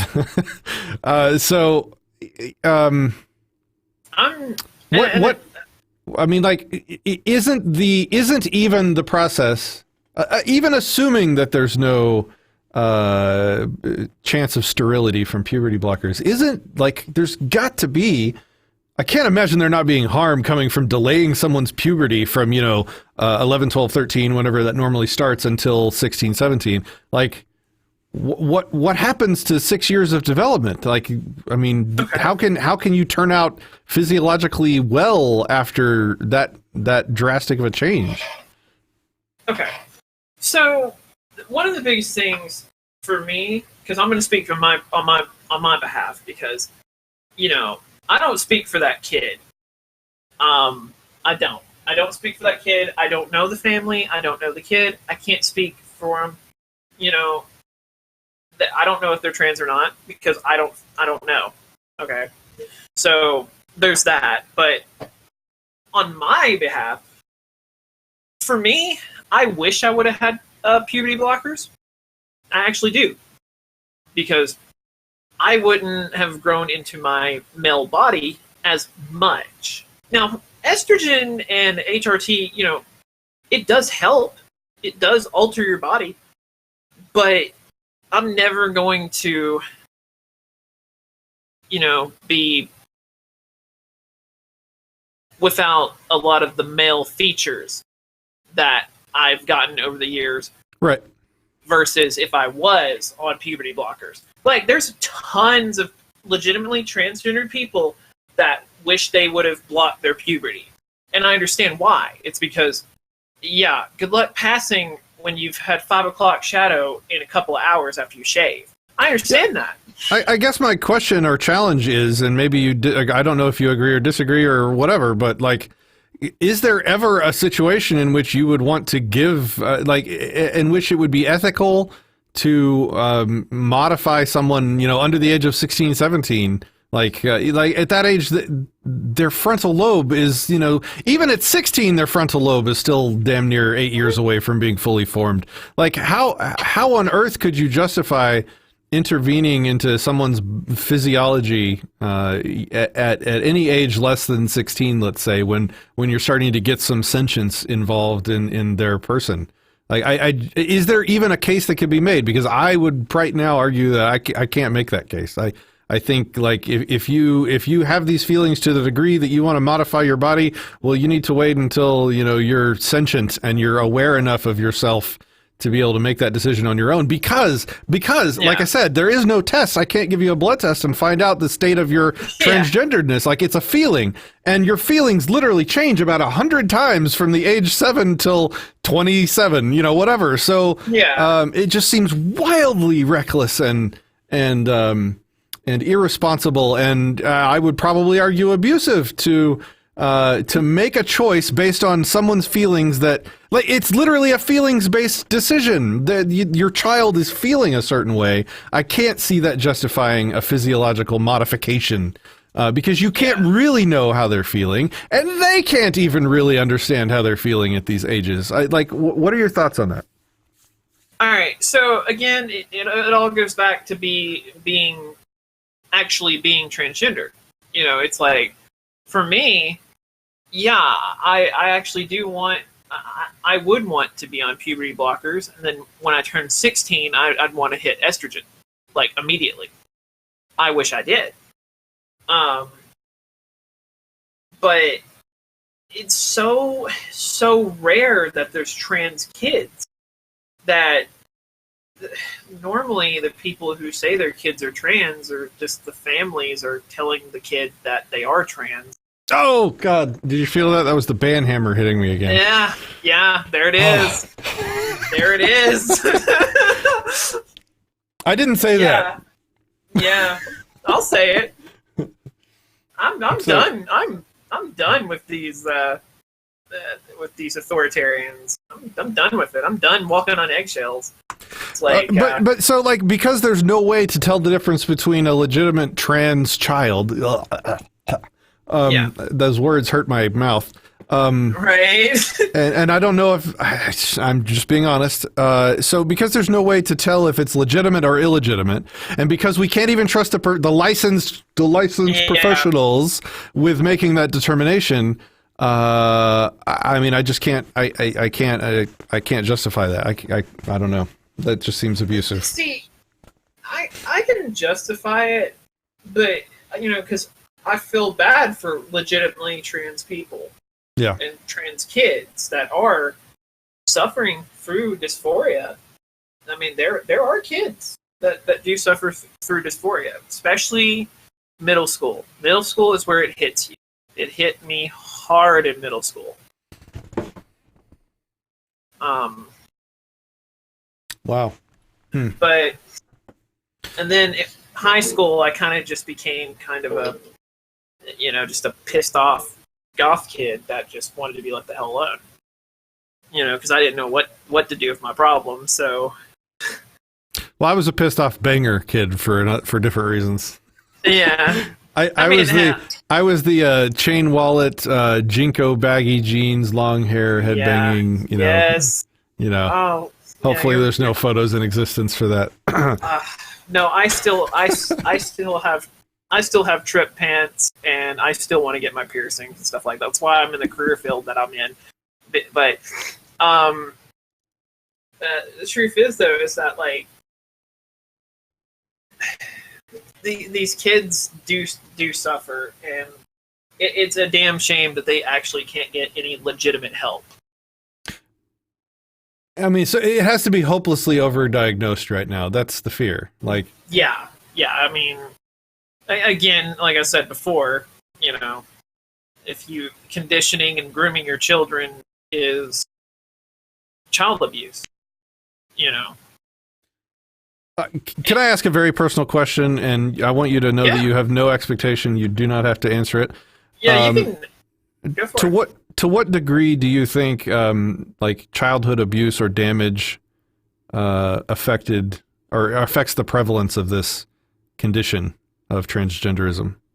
I mean, like, is it genetic or environmental, or to what degree do you think it's both? Like, you know, it's basically the nature versus nurture, and does it come from damage? I think it can be both. I know a friend of mine that goes through a lot of hell, and she's away from that hell finally. You know, she's she's doing good. But, you know, she had an abusive family. Me, I had a fatherless household. But my other trans friend still has a supportive father. So I think that is also,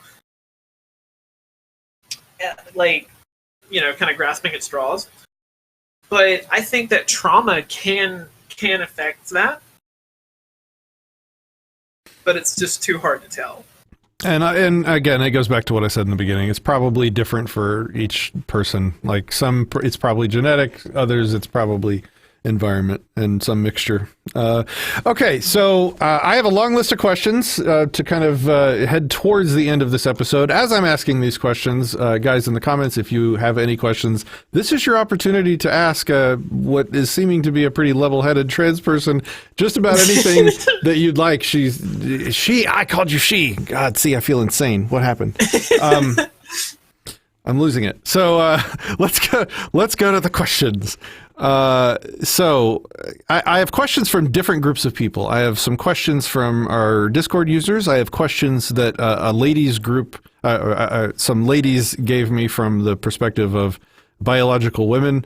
And so this should be interesting. And I'm just going to go down the list. And, you know, again, these are not my words per se. So let's just go with it. I mean, again, I'm not Antifa. I'm not going to get mad at you. So let's do this. I know, like that is so free. That is as rare as being trans is. All right, so let's see. I'm not going to read the names of the people that sent the questions, just you know, because I'm the only one that wants to get canceled here. So here we go. Do you know many or any other trans ANCAPs? It seems the vast majority are commies. Does that match your experience? Okay, so this is a hard one because many are libertarians. There are many libertarian trans girls, but the freaking trans community always gravitates towards the Marxist and the communist, socialist, authoritarian left. So it's really rare to find somebody that will actually listen to what you have to say without getting pissed off and deleting or banning you. And two, it's also really hard to find somebody that will, you know, actually do their own research without being willfully ignorant. Like, so do I know, like, trans ANCAPs? I know 2. I only know 2. And the reason why is because I'm a loudmouth within the community. I am a loudmouth within the ANCAP and the libertarian community. There's a lot of people that know who I am, but I'm not really as out there as people think I am. So there's 3 total. That's what I'm hearing. There. That's possibly the answer to the question. More. There are 3, maybe 4. Possibly more, and all of them are gun enthusiasts. So there you go. Oh, now I'm going to do the math. Let me pull up calculator here. So, if there's 300, let's call it 350,000 times, let's see, 0.05%. Oh no! According to my calculations, there should be 175 ANCAP trans people. All right, so let's move on. Let's see. Right. These are from our Discord users, and you're a member of our Discord server. So if anybody wants to hang out sometime, you know where to find us. Oh, the Discord link is at the top here if you want to join our Discord server. Let's see. Do you feel like trans people are heavily discriminated against? If so, in what ways? Okay. There's real discrimination and there's fake discrimination. That's why I love this question. I can't wait to hear what you say. All right. There is, I don't like the word hate speech and I don't like the word hate crime. I think that, if there is a victim, there is, if somebody's individual rights have been violated, there is an actual problem. But, so, trans people that are actually discriminated against, yeah, Yeah, there are trans people that are discriminated against, and one of the biggest ones is the police here in America, and the prison systems within America, and the jails in America. Because again, I'm an ANCAP. If there is no victim, there is no crime. Well, try telling the government that, because there's not tons, but there are transgendered people behind bars that are physically and emotionally abused every day within the government systems of, like, by the state. So are you saying it's like disproportionately dangerous to be trans and in prison? And so I'd rather die than go to jail. Okay. Not gonna lie.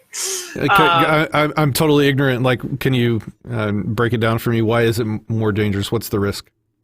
The risk is, it's like, one, you're transgender, and if you've been taking hormones and you go to jail, you're going to be a target day one. Two, there's neo-Nazis in prisons and jails. They will kill you. Three, the state refuses to acknowledge that transgendered people exist. So there's a lot of issues with that. There's also the whole. I can't say that a private business refusing to serve you is part of it. Is it? I don't consider that a form of discrimination. I do consider it to be petty, because, again, that is their property. They have a right to refuse service. If they don't want to serve you, you can't force them to serve you. And why the hell would I want to eat somewhere where they hate me? Because they can do something to your food. I'm sure that the people watching recognize how rare of a person we seem to have found here. I mean, I've never heard a trans person speaking in the way that you are, so this is very interesting. Yeah, it's and that goes to the bathroom discussion earlier as well. Like, it's a private property thing, right? If you wanted to go and use the bathroom of your chosen gender as opposed to your biological gender, I don't even know if that's the right way to say it. You can correct me if I'm wrong, but in the business, chose to say, "Oh, our bathrooms are only for biological gender," you would respect that decision and probably just not shop there, or what? Yeah, I actually have done that a lot of times. Like, businesses that do accept transgendered individuals, I'll shop more at. But, again, there's a lot of businesses that I enjoy, like especially gun stores and stuff like that, where their view of transgendered people is completely different. But I'll still shop there.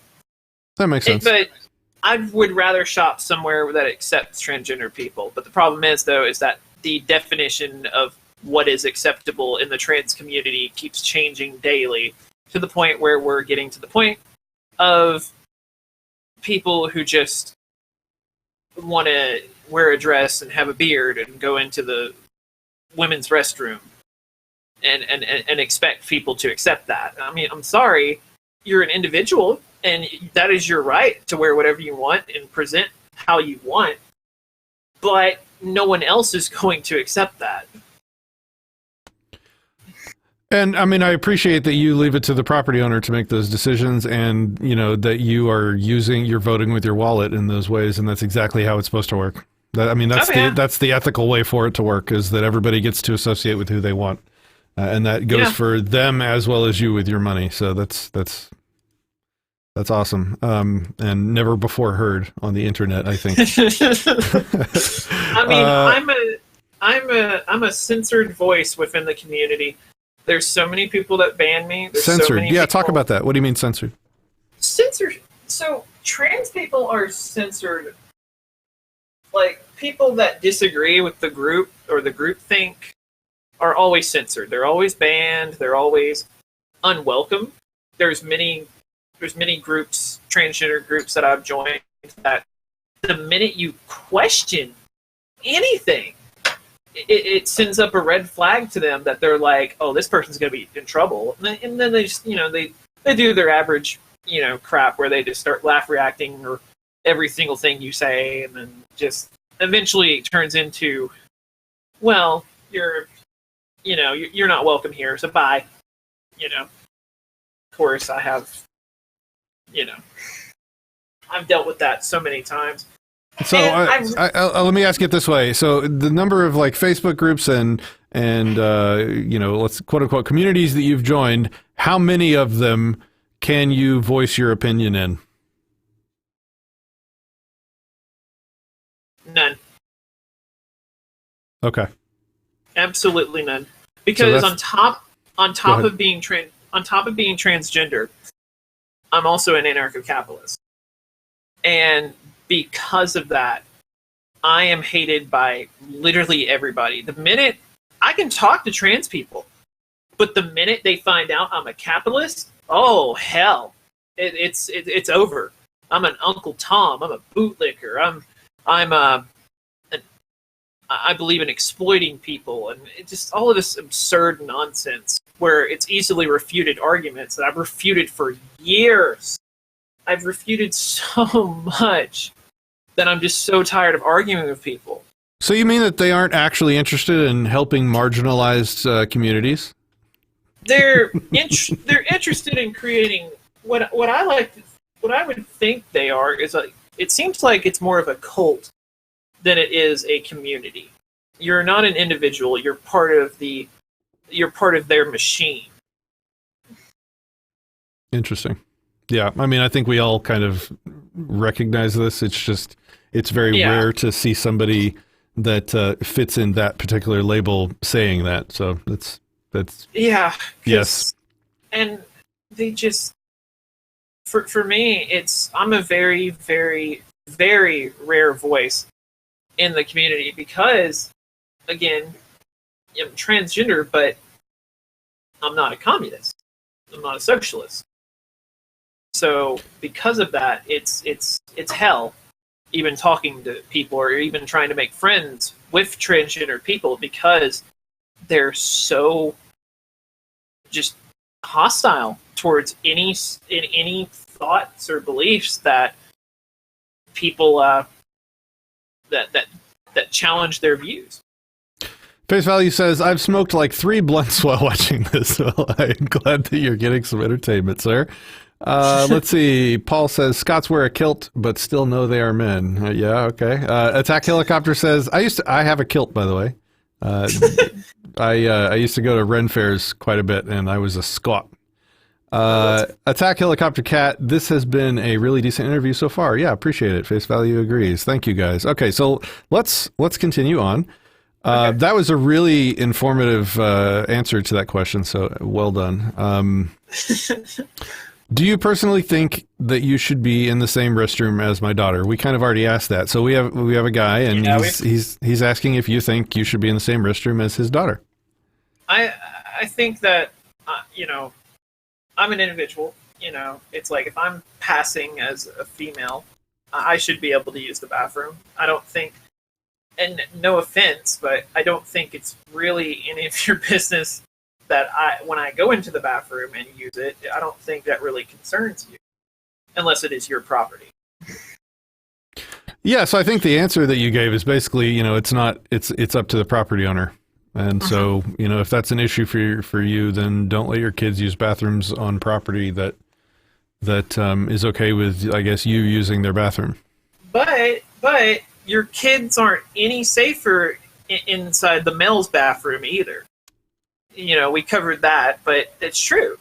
It's actually true. It's like anybody can be a predator. And if I was going to speak in defense of your side, I would probably say, let me think about this is me putting myself in your pumps. It's not like I've never gone to the bathroom and exposed anyone else in the room to my genitals. So yeah. I'm not sure why it would be an issue. Yeah. It is weird though. Like, and that is not an argument, so I'm gonna do this to myself here. Let's find it. Where is it? Yeah. I'm not an argument. You probably can't you can't hear the stream, but I just played some Molyneux, not an argument. Yeah, it's I know that one. That's just weird. And anyway, all right, so moving on. Do you think, and we already kind of talked about this, do you think young children should be embraced and given hormones to trans before their minds have developed enough to make such a life-changing decision? So like that asks the same question in a different way, and I don't think we really answered it this way. Like, it's not the children making this choice at that age, it's the parents. And I don't think we have a reliable way to make it accurately. So what do you think? I mean, what I think, again, is what I said before. I think that if the kid is legitimately going through gender dysphoria, like actually has gender dysphoria, it's like affecting their life negatively in a way that is not, I don't like saying the word normal because normal is subjective, but in a way that's not normal for a child's life, then yes, I think that they should be able to go through some form of help, be it, like a blocker of some sort or something like that. I guess, can you explain what that means? Like, okay, like what would my son be experiencing if he were going through this? What would I see? Because there's no blood test, so how do we know? Like, what are? I mean, okay. Like kids are random. Like, they'll watch a movie and be like, oh, I want to be a fairy, whatever, or a dragon. Like how do you know that that's not just being a kid? There's no null hypothesis, is what I'm saying. There's no way to. It's really hard, but a lot of it can, like a lot of bullying cases. There's also, it's rare, but it does happen where kids are bullied for liking different things. This happened to me. This actually happened to me. I actually liked more girlyish things, and I hung out with a lot of girls in school, and because of that, I was actually bullied because of that, and it didn't affect me extremely negatively because I kind of grew a thicker skin. I kind of developed the ability to ignore others. But with some kids, this can lead them to, and it's sad. It's extremely sad, but it can lead them to suicide. It can lead them to not wanting to live anymore. So keep your kids out of public school. Absolutely. That's the first lesson. Indoctrination centers. That's all they are. Okay, now we have a couple questions from from our ladies. Okay. And so I don't know. This might be a little catty. I don't know. Maybe. It's okay. But maybe not. I think it's with good intentions. Since you can never achieve full transition, meaning have a period, make babies, etc., how do you determine the finish line of when is enough? Like, how do you know when you're done transitioning? Okay. I can tell you personally what I'm doing. I'll tell you personally what I'm doing. This is not for the squeamish, so if anybody, little trigger warning for some people who don't want to hear about certain things. This is your time to. I think that's the first time anybody's been given a trigger warning on this channel. Right. But all right, so sorry, my chair is awful. Anyways, okay. So me personally, I wanted to transition, but I am not going to do the full transition. I am not going to go through SRS. I've decided I'm not going to. There's reasons for that. I don't know what that means. What's the acronym? Oh, sorry. Sexual reassignment surgery. That means the genital change. That means the entire lower half. Yeah. Okay. So for me, it's more about just stopping the. I feel toxic with my testosterone. So for me, it's about stopping the production of testosterone and having estrogen and a little bit of natural testosterone. Okay. So what I'm doing is that I'm on HRT and I'm on a testosterone blocker. I am going to get a surgery, and it's called an orchiectomy.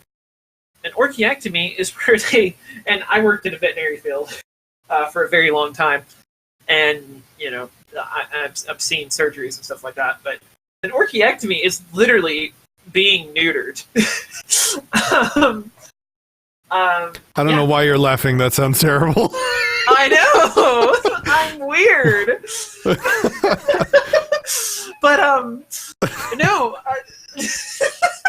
I mean, how is that not the same as like the people we were talking about earlier with the disorder that they maim themselves? Right, like, how is that different? I don't understand. Well, the reason is because the maybe it's not different. Maybe you're just.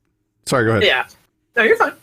The testicles produce testosterone, and testosterone to a transgendered woman is toxic and will continue to produce more male features and stuff like that. And for me, when I stop my testosterone and get it to a natural level of a female, I'm not going to continue. I'm not going to get my my penis removed. Why not? So let me tell you why I'm asking why. Because again, it goes back to this question I had earlier about your need to transition being more based on what other people see versus what you think. And it's like the other people aren't seeing the genitals. So if you're not worried about getting those removed, isn't it about what other people think instead of like if it was about how you saw yourself, wouldn't you want to do the whole thing? Well, I mean, okay. And again, you have to answer precisely 0 of these questions. I just appreciate the honest conversation. I'm gonna answer them all because like people need to know that I'm not I'm trans and I'm not crazy. I can handle a conversation. Anyways, that's pretty rare. Yeah. So I'm not going to get it removed, and the reason for that is because I'm a realist. I believe in science. I believe in physical evidence, and I will never fully be a biological female. Because of that, I've decided that the orchiectomy is the best thing to do, and then a little bit of a touch-up, to the genitals, but not a full-on vagina or anything like that. I would rather just get the orchiectomy, and then just get my just get my hormone levels in order, and just really just stop the toxic testosterone that produces, the extreme amounts of body hair, the odors, the attitudes. Granted, estrogen gives you mood swings. Are you trying to say you're trying to get rid of your toxic masculinity? Is that what you're saying? As much as I want to avoid that, unfortunately, yes. All right. Let's move on. All right. I'm perfectly comfortable in this conversation, I promise. All right. So, another question from the ladies. What is the point? What is, we kind of already talked about some of this stuff, but each of these questions is kind of from a different angle. So what is the point of transitioning? Is it for the purposes of changing how others treat you? Is it, this is kind of exactly what I asked you. Is it healthy to base oneself, and if so, is it healthy to base one's self-worth on what others think about you and how they treat you? So it's kind of the same thing for are you changing your body to change how others treat you, or are you doing it for yourself? And I think you've already answered both. Yeah, I basically did answer both, but I mean they want to know, so I'm going to answer it again. It's mainly because if you don't if you're transgender and you don't transition, it could kill you. It gets dark, and if you don't get that in check, you can.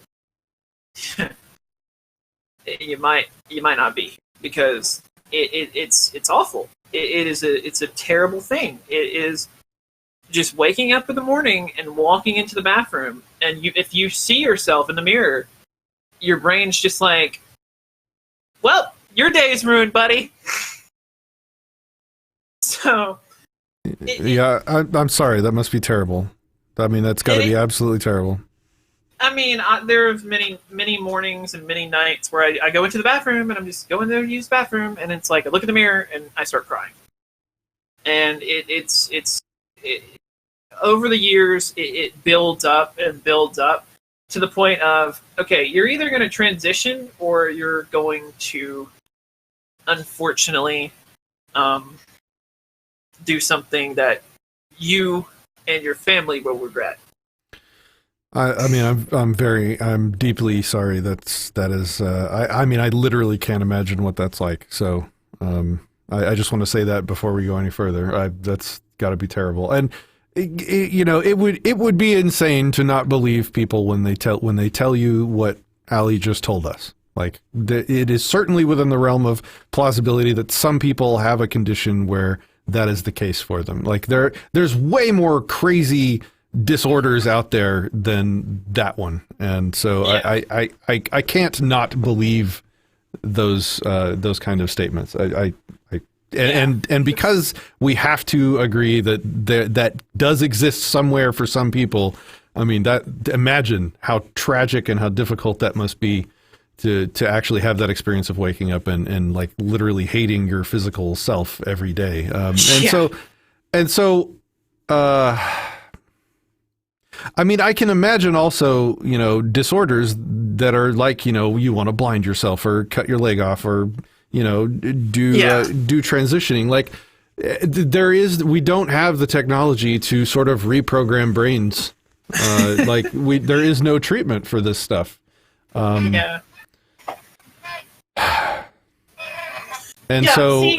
apparently this is a treatment? Question mark? Okay. Oh yeah, without a doubt. That's why I'm transitioning. I have been in dark places, and I am done with dark places. And are you in a less dark place now that you've started? Yeah, like ever since I started taking estrogen and got on the testosterone blockers, it has helped me. It has helped me so much. The only stress that I have now is mainly just everyday, stressful things, but I don't walk into the bathroom and start crying. I don't stay in my room constantly with the blinds shut and just sleep all day. I don't stay in bed and say, oh, yeah, I'm just not going to go to school or work. I don't do that anymore. And hormones and transitioning has helped me. So, like, this is the beauty of freedom, is that you don't have to understand every human situation on the planet, and you don't have to agree with everybody's problems and the way that they choose to deal with those problems. Like, the beauty of freedom is that you do you, and you give other people the same respect, and you let them do what works for them. And that is the center point of this discussion. Outside of children, again, I'm drawing the line on children, and if you still disagree, let's have that debate. But like outside of children, the whole point of freedom is that you don't have to understand or empathize or care or believe or whatever. But you have no right to do anything more than have your opinions. I guess I don't think anybody watching this would disagree with that. So yeah. All right, back to the non-female questions. We have a few more here, not too many more. So last call for questions in the comments as we go over these. Is it ethical to have any... we already asked the paid for by tax money, so we've already done that one. If you were born a boy or girl into this world all over again, would you rather have a mom and dad who loved each other and could support you, or a trans mom and dad who could, or a gay or lesbian couple? What is your preferred parents if you were a newborn? It's kind of an interesting question, because I don't. Unfortunately, I'm really not going to answer this question, and it isn't because I don't want to. I just think that the sexual orientation and who is mom and who is dad and who's dad and who is mom is completely irrelevant when your parents are your parents, and that's really it. Can I rephrase it a different way and see if you want to answer this different one? Yeah. No, I mean, definitely. I mean, do you feel competent to raise children? If I wanted to, I could raise children. As a matter of fact, I did want to adopt kids because HRT does make you sterile. That is true. Once you start HRT and you're on it for years, you will become sterile. That is just a fact of life. If you're the male, and if you're the female, it will also, if you take a ton of testosterone, it'll affect your fertility as well. But I could raise children. I'm not going to. I don't want to have kids. So that's really it. Fair enough. Yeah. Well, thanks for attempting to answer the question. I appreciate it. Okay. We only have 2 left here. Okay. Actually, I think we have. Well, yeah. Okay. Let's finish this. How do you feel about trans people's depiction in movies and media / Hollywood?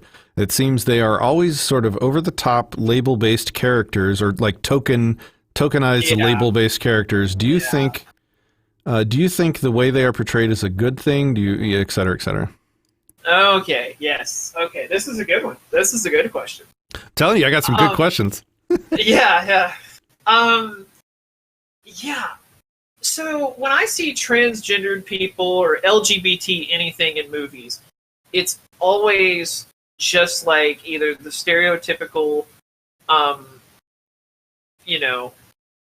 flamboyant types, or the stereotypical, extremely like taken care of trans girl that's just like, only Hollywood could pull that off, right?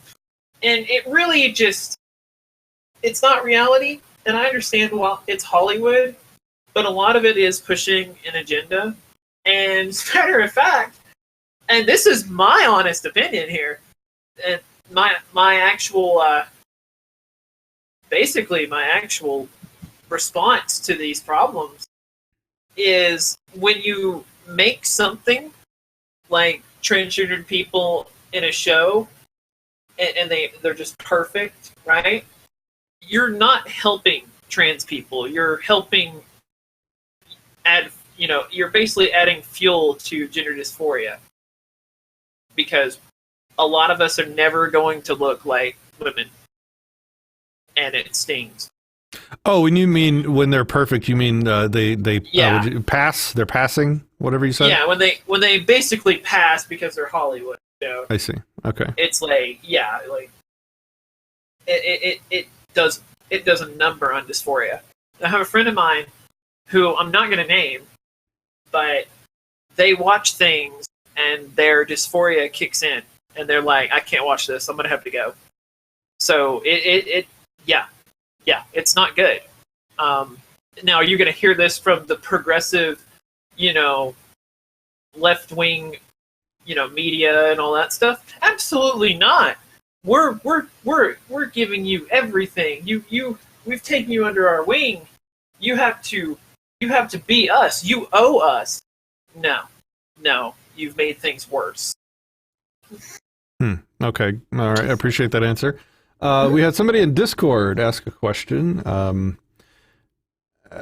Okay, so this is back to the kid topic. How would you respond to a 10-year-old or a 13-year-old or a 16-year-old claiming that they are gay and want to undergo an hormonal treatment?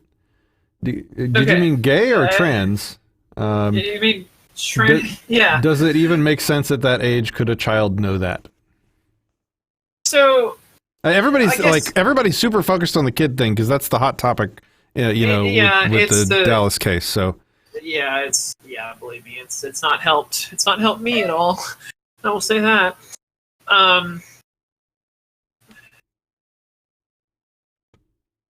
So I just got a comment that says message redacted. Is that YouTube hiding your message, attack helicopter, or did you delete it?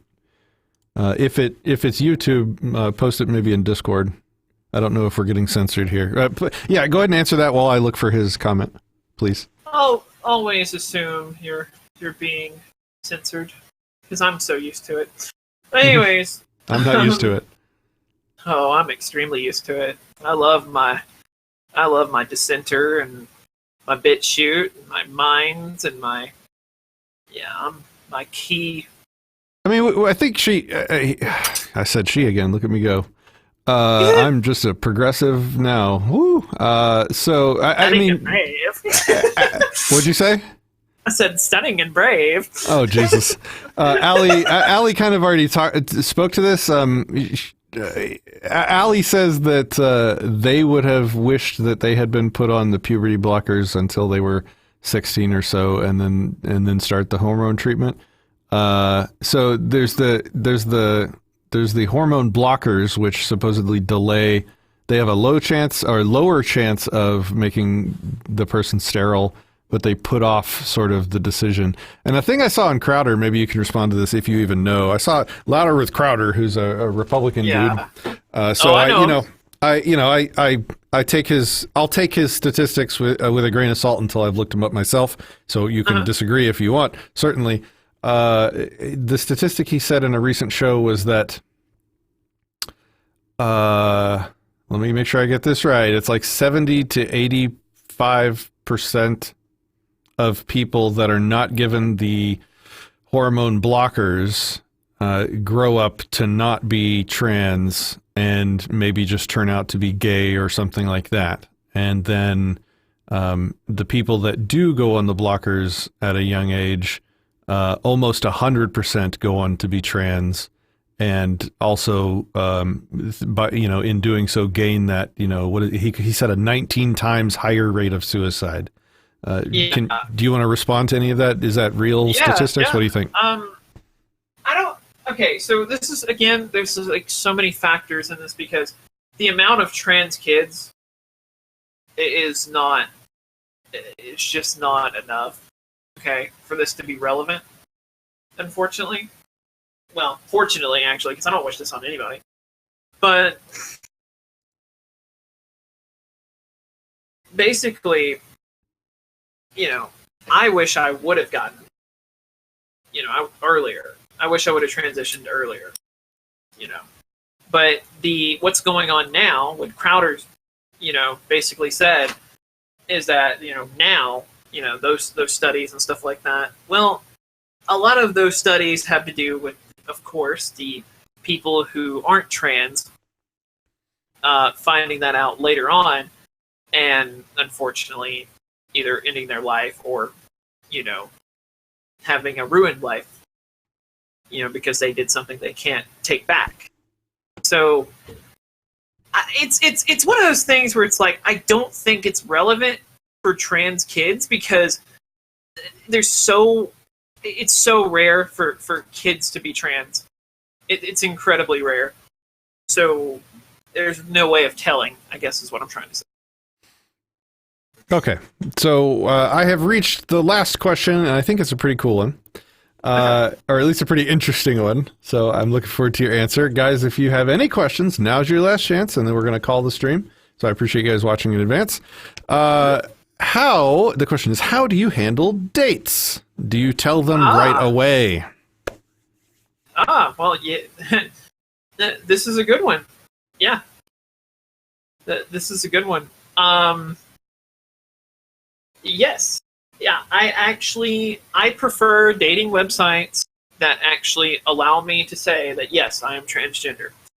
I've seen so many dating websites where there's transgendered women saying they're female, and, once again, we've already talked about that, but tricking men is not okay because it puts you in danger, it puts them in danger, it can be,